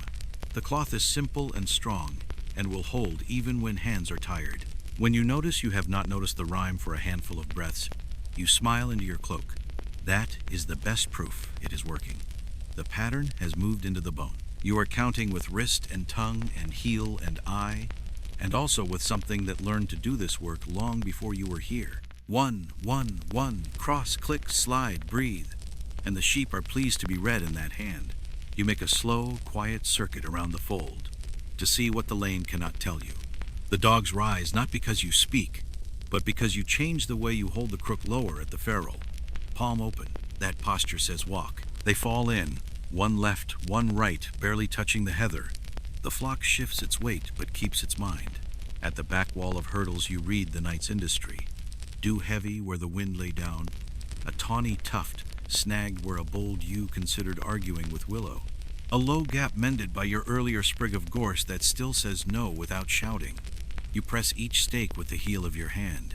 The good ones answer with earth. The one that thinks about moving learns the lesson of a deeper bite and a twist. Your footsteps choose peat over stone when possible. A small clack travels very far at night. You look into the hollow where mist flirted earlier and find it asleep. A pale animal breathing slowly. The stream speaks under sedge, private and sufficient. An owl folds the air once above the bracken and is gone. The flock acknowledges none of this with more than a shared steadying of breath. At the far shoulder you pause to watch the younger dog perform a piece of grammar you enjoy. He walks a single deliberate step into a thought a weather is beginning, and then stops before the thought notices it was altered. The weather resets to citizenship. You praise the dog with the praise that matters most. You do not add more work. You test the hinge of the gate by lifting it a thumb's width and letting it settle. The hinge is plain leather over peg and post. It enjoys oil and hates rain. Tonight it behaves. You rub chalk dust from your fingers along the strap as a mean sort of help. It will be grateful at dawn when you open it. Back near the mouth, you look into the line. Faces pass like identical coins, except for small scratches you know by feel more than sight. You keep to the edge for 10 heads and then return to your groove by the post, where your heel sits as if carved for it. The circuit has given you nothing dramatic to fix, which is the measure of a good lane. Your tools wait where you left them. The bull has not learned bad habits. The stick remains modest. The cord drapes like a well-behaved thought. You inspect the dog's paws with the lazy eye of someone who knows their feet better than his own. No thorns tonight. No ice pearls. Only dew and dignity. You lift your face once to the ridge. The cart in the sky has trundled a little farther. The stubborn star still refuses to move. That refusal is your favorite law. You thank it without words, by keeping your work as unremarkable as its own. A ewe pauses to breathe on the post. You place your palm over that warmth, and let the next 10 heads pass, as if you were counting in a kitchen. The circuit ends where it began, at the gate made of suggestion and willow, at the lane that believes itself into existence each evening you ask it to. You stand where your breath fits between post and shoulder. Raise the tally stick, because a bundle is arriving at its neat lid. Cut the cross, smooth it, click a pebble, slide a knot, and discover that the walk has made the count feel easier, as if the fold, having been noticed, had decided to help. Midwatch asks for reckoning, not suspicion, not fuss, only the courtesy of checking that all the ways of knowing say the same thing. You begin where your hands live. The ash stick carries its neat ladder of crosses. You read them with thumb and mind, counting bundles the way a mason counts courses by touch. The number sits down in your chest and does not wobble. Next, the bowl. Right side holds a small village of stones. Left side, a few polite citizens waiting for their turn. You move one from right to left and back, just to hear the click testing, not the stone, but your ear. The sound is the same as it was at dusk. That sameness is a vote. The chord is last, because it is the gentlest. You pinch each traveled knot along its short sky, until you meet the larger knot you touched when the moon stood high. Past it, the starry little ones tell you how far you have walked since then. Your fingers report to the mind. The mind agrees with the stick and the bowl. 3 ways, 1 sum. The hour feels sown. You do not speak any of this. Words would wake the lane.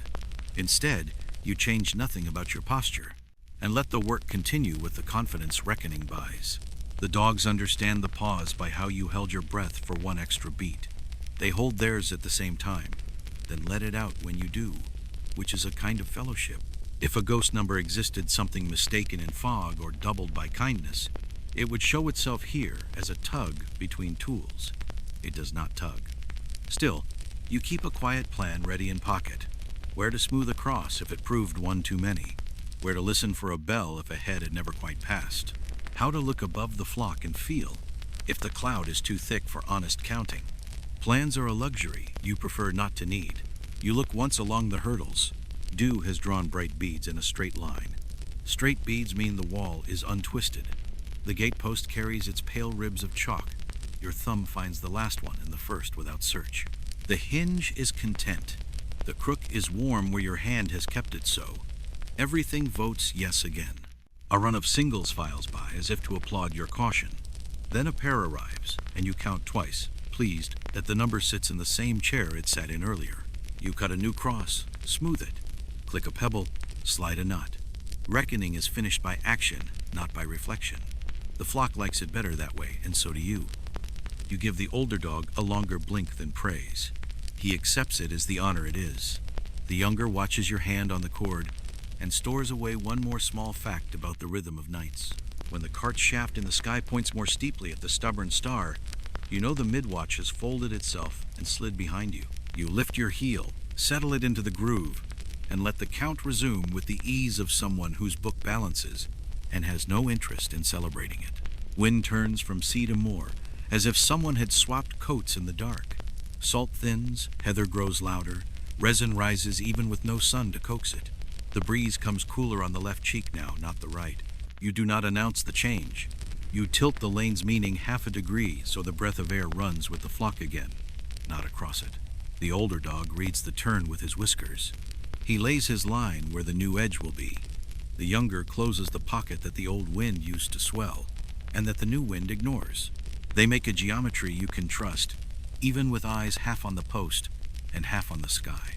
Wool answers by lying the right way, brushed by air that no longer argues. Smell changes how the count feels. Sea brings iron and a wide blank thought. Moor brings green and a thin honey of crushed bells. Your mouth prefers the moor's small sweetness. Numbers float easier when the breath tastes of plants rather than distance. You indulge the preference without letting it quicken your pace. Sweetness should never make you greedy. At the 20th head, you close the bundle as usual. The knife's point draws its clean cross. Your thumb polishes the ash. A pebble clicks. A knot slides. The chalk line you add afterward looks slightly bluer in this air, as if the post had remembered an old friend. You rub the chalk dust into your sleeve where other nights have left their marks. Wind from moor carries more whisper from heather, which means that hoof and wool sounds hide more easily. You lower the lantern hood a finger's width, not to brighten, but to give the post a faint halo your hand can find in the new murmur. Sheep do not complain. The halo is hardly there. You shield it with your shoulder, so it becomes a private landmark, not a public invitation. A small committee of wethers wonders if the changed air means new rules about hedges. The younger dog, who has heard better arguments, becomes a brief hillside where the debate planned to form. The committee dissolves into citizens. You do not spend a word on them. The wind has changed, not the law. More breath brings a hint of peat smoke from someone else's fire, perhaps a bothy tucked into a fold, perhaps only a memory the air carried for a mile. You let the comfort of it visit and leave. Comfort is best when it thinks it invented arriving. Your work is the same. 1, 1, 1. Cross, click, slide, breathe. The cart in the sky tips another patient inch. The stubborn star keeps its seat. The lane keeps its own seat between hurdles, a throat that needs no clearing. When a ewe pauses to taste the new wind, you allow the pause so she can be sure it holds nothing that wants her. She proceeds and publishes the news by walking. The flock reads her and believes. A second bundle completes. The stick is grateful for the steadier air. The flame under your cloak ceases its tiny arguments with the hood. The wind settles into being a companion instead of a conversion. You take a mouthful from the bottle and taste fern instead of salt. The change makes the next dozen heads lighter work, as if someone had sanded the hour. You glance once down valley where the old breeze went, not to invite it back, only to observe that it has taken its busy noises with it. The moor's voice is quieter, a felted sound that lets small bells and hoof pings be heard again when they choose to be. You restore the hood to its narrow gap, press your palm where the ewe fogged the post, and let the count proceed in air that thinks well of heather. Stars begin their slow dimming, not by going out, but by being remembered less easily. The east has not colored yet, only loosened. You decide to take a third count quiet, patient, the way one checks a latch twice when leaving a house. It is not suspicion. It is respect for mornings that sometimes ask questions. You keep this pass as invisible as the second. Numbers leave the mouth in the same weather as before. You do not touch the stick at every 20th head. You only pause where the cross would live. The bowl receives a pebble with its practiced click. After 3 such clicks, you lift the ash and match crosses to pauses with a thumb. Agreement arrives without fuss. You let the cord settle its next knot against its neighbor and feel the certainty move from hand to jaw to heel. The older dog has entered that beautiful hour when lying down is harder to notice than standing up. He breathes himself almost entirely into the ground and then lifts a thought like a low tide when needed. The younger has discovered how to blink very slowly and yet see everything. Sheep, impressed by this economy, stop inventing subplots. Dim stars make room for small earth lights. Dew on the withies and on the rim of the beach bowl learns to shine as if remembering a lesson. Your sleeve darkens where it brushed the chalk. The post keeps its pale ribs. The hinge ignores time and stays quiet. A single bird thinks about practicing one note and chooses not to. You are glad it waits. The lane belongs to night until you say otherwise. When the third pass meets the first 2 with the same handshake, you allow yourself one mouthful from the bottle, cooling comfort that tastes of iron and fern. The swallow clicks in your throat at the same moment the pebble clicks in the bowl. Those 2 sounds satisfy something that likes pairs. You rub the tally stick's length once with your palm to remind the grain you will grease it at dawn. The ash thanks you by feeling warmer. You smooth the last cross you cut and feel the world declare itself balanced in a way that does not need witness. If anyone asked the count would answer, but no one does. The question has been dissolved by good habit. You return your attention to single ewes who pass with elders' dignity. The lane's narrowness no longer feels narrow. It feels like the right size for the hour. Stars dim a shade more. You end the pass not with a flourish, but with the next ordinary number. Because finishing should feel like continuing when things are tidy. You shorten the funnel by the width of a palm so the last hour gathers itself. 2 bindings move. 1 stake turns in deeper. The withies accept the new angle without creak. The lane becomes closer to the shape of a thought than a road.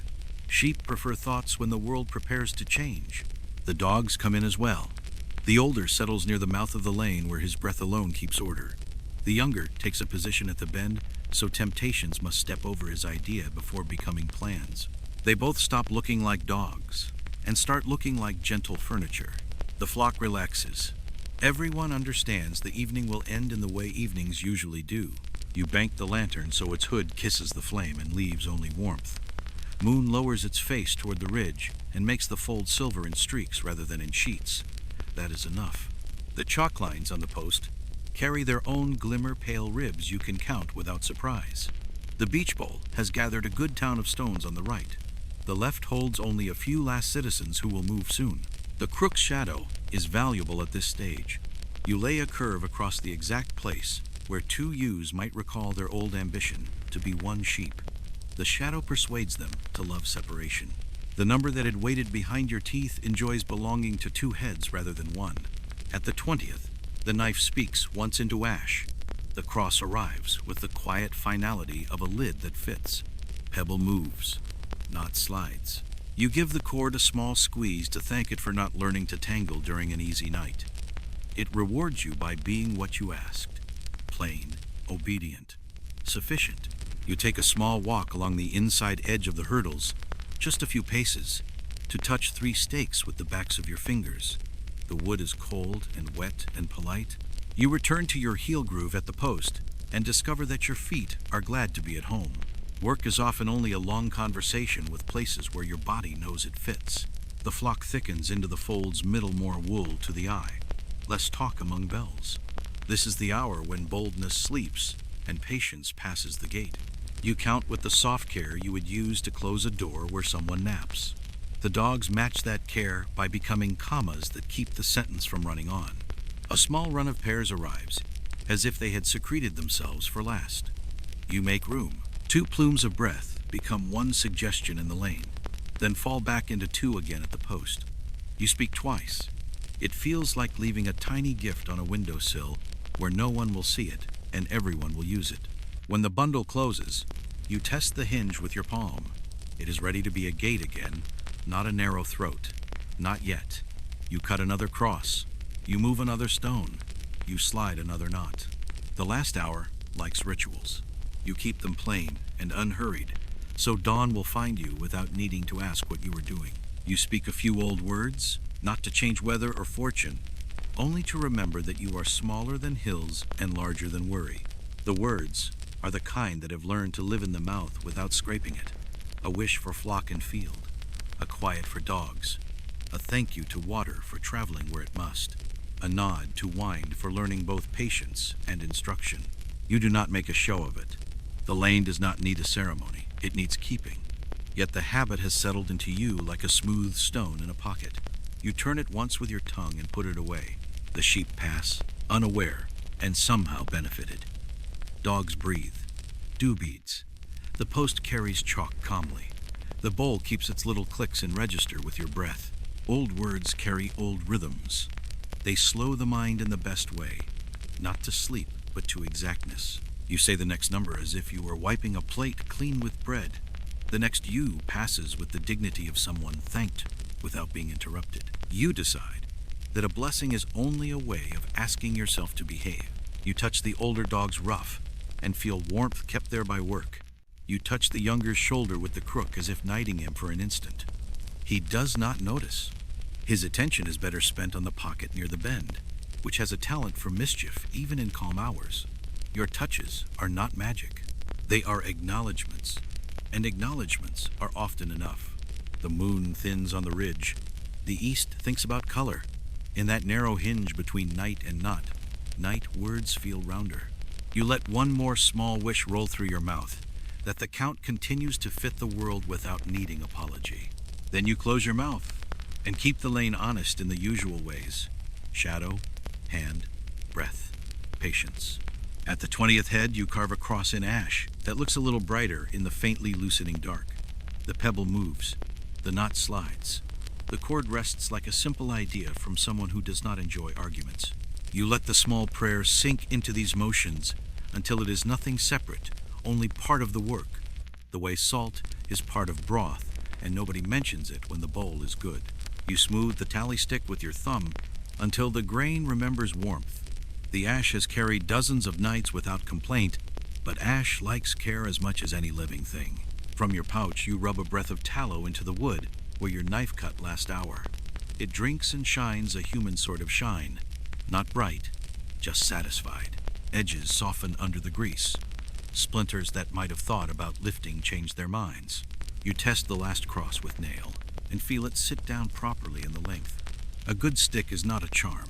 It is a civilized conversation between hand and wood. You keep its manners up so it can keep yours. You notice the places where your fingers have made the ash thin, polished ridges, where skin and salt have worked. Those are the parts that feel most honest under the thumb when you count without looking.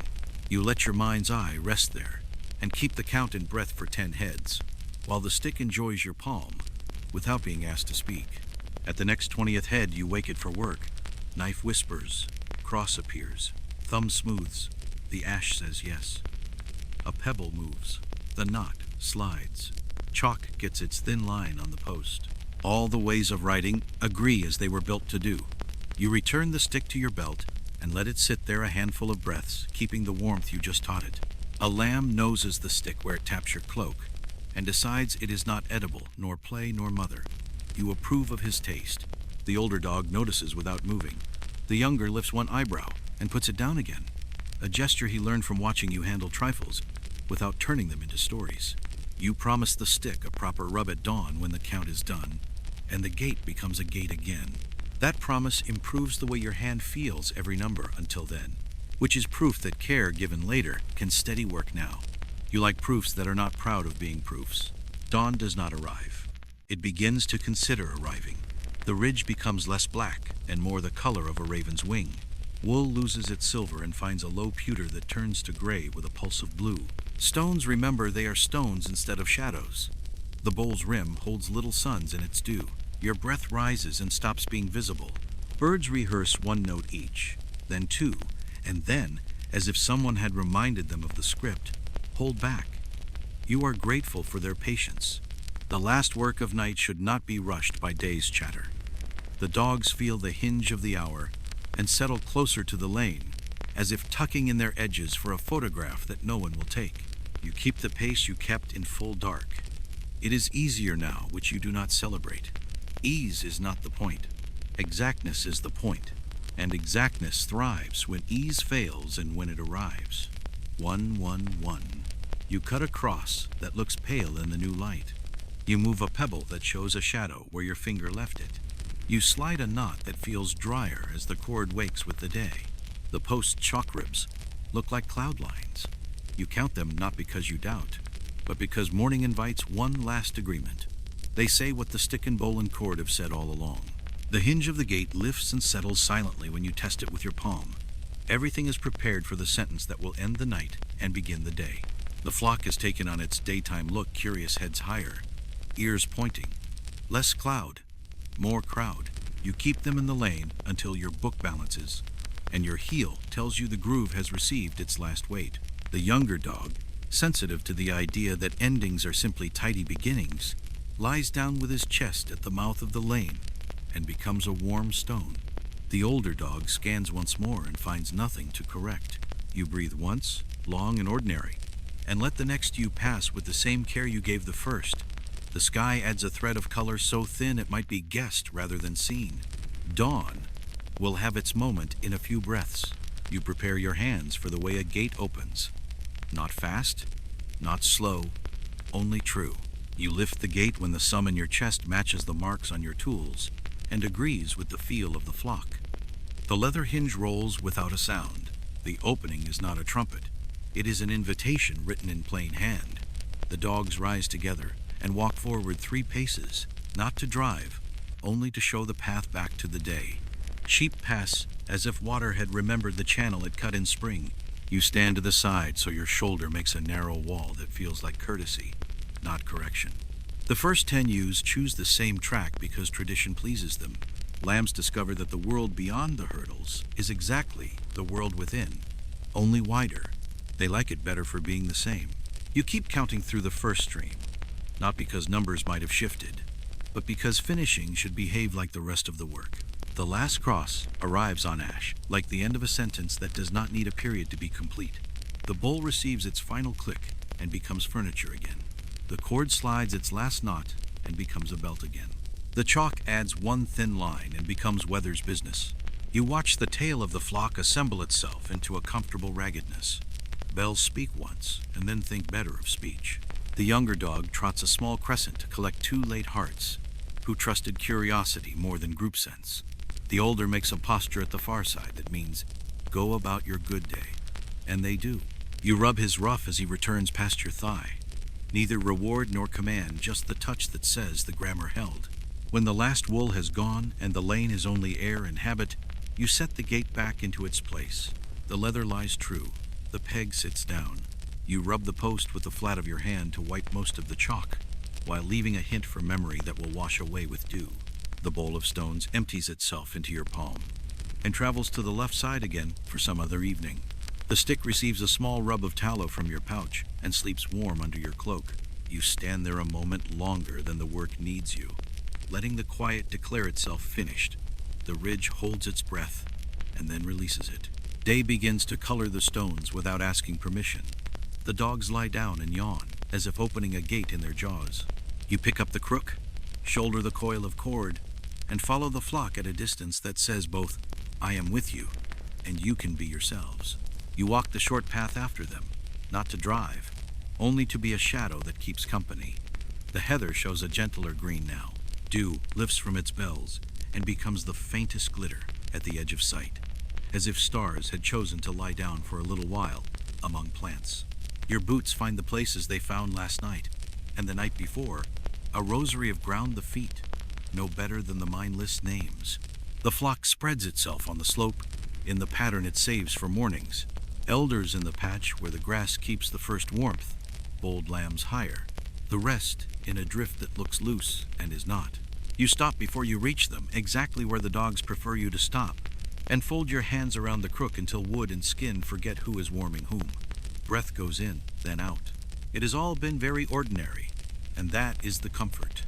Behind you, the fold stands like a thought that has been thought to the end and put back on the shelf. The hurdles keep a faint shine where dew has kept faith. The gate has done its work and is only a gate again.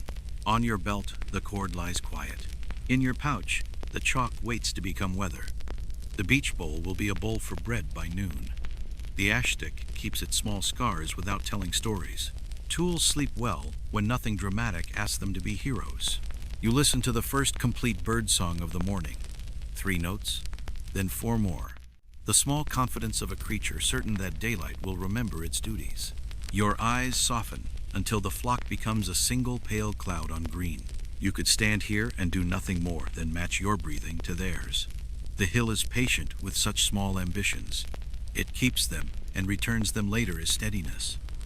If sleep is near, it will come the way the flock did, one, and then one, and then one, until you are counted safe and the world lets you stay still. We hope this quiet step into another time has left you feeling rested. If you've enjoyed it, you're welcome to like, share, or leave a gentle note. And if you'd like more slow walks through history, you can subscribe and join us again. End of script. Sweet dreams.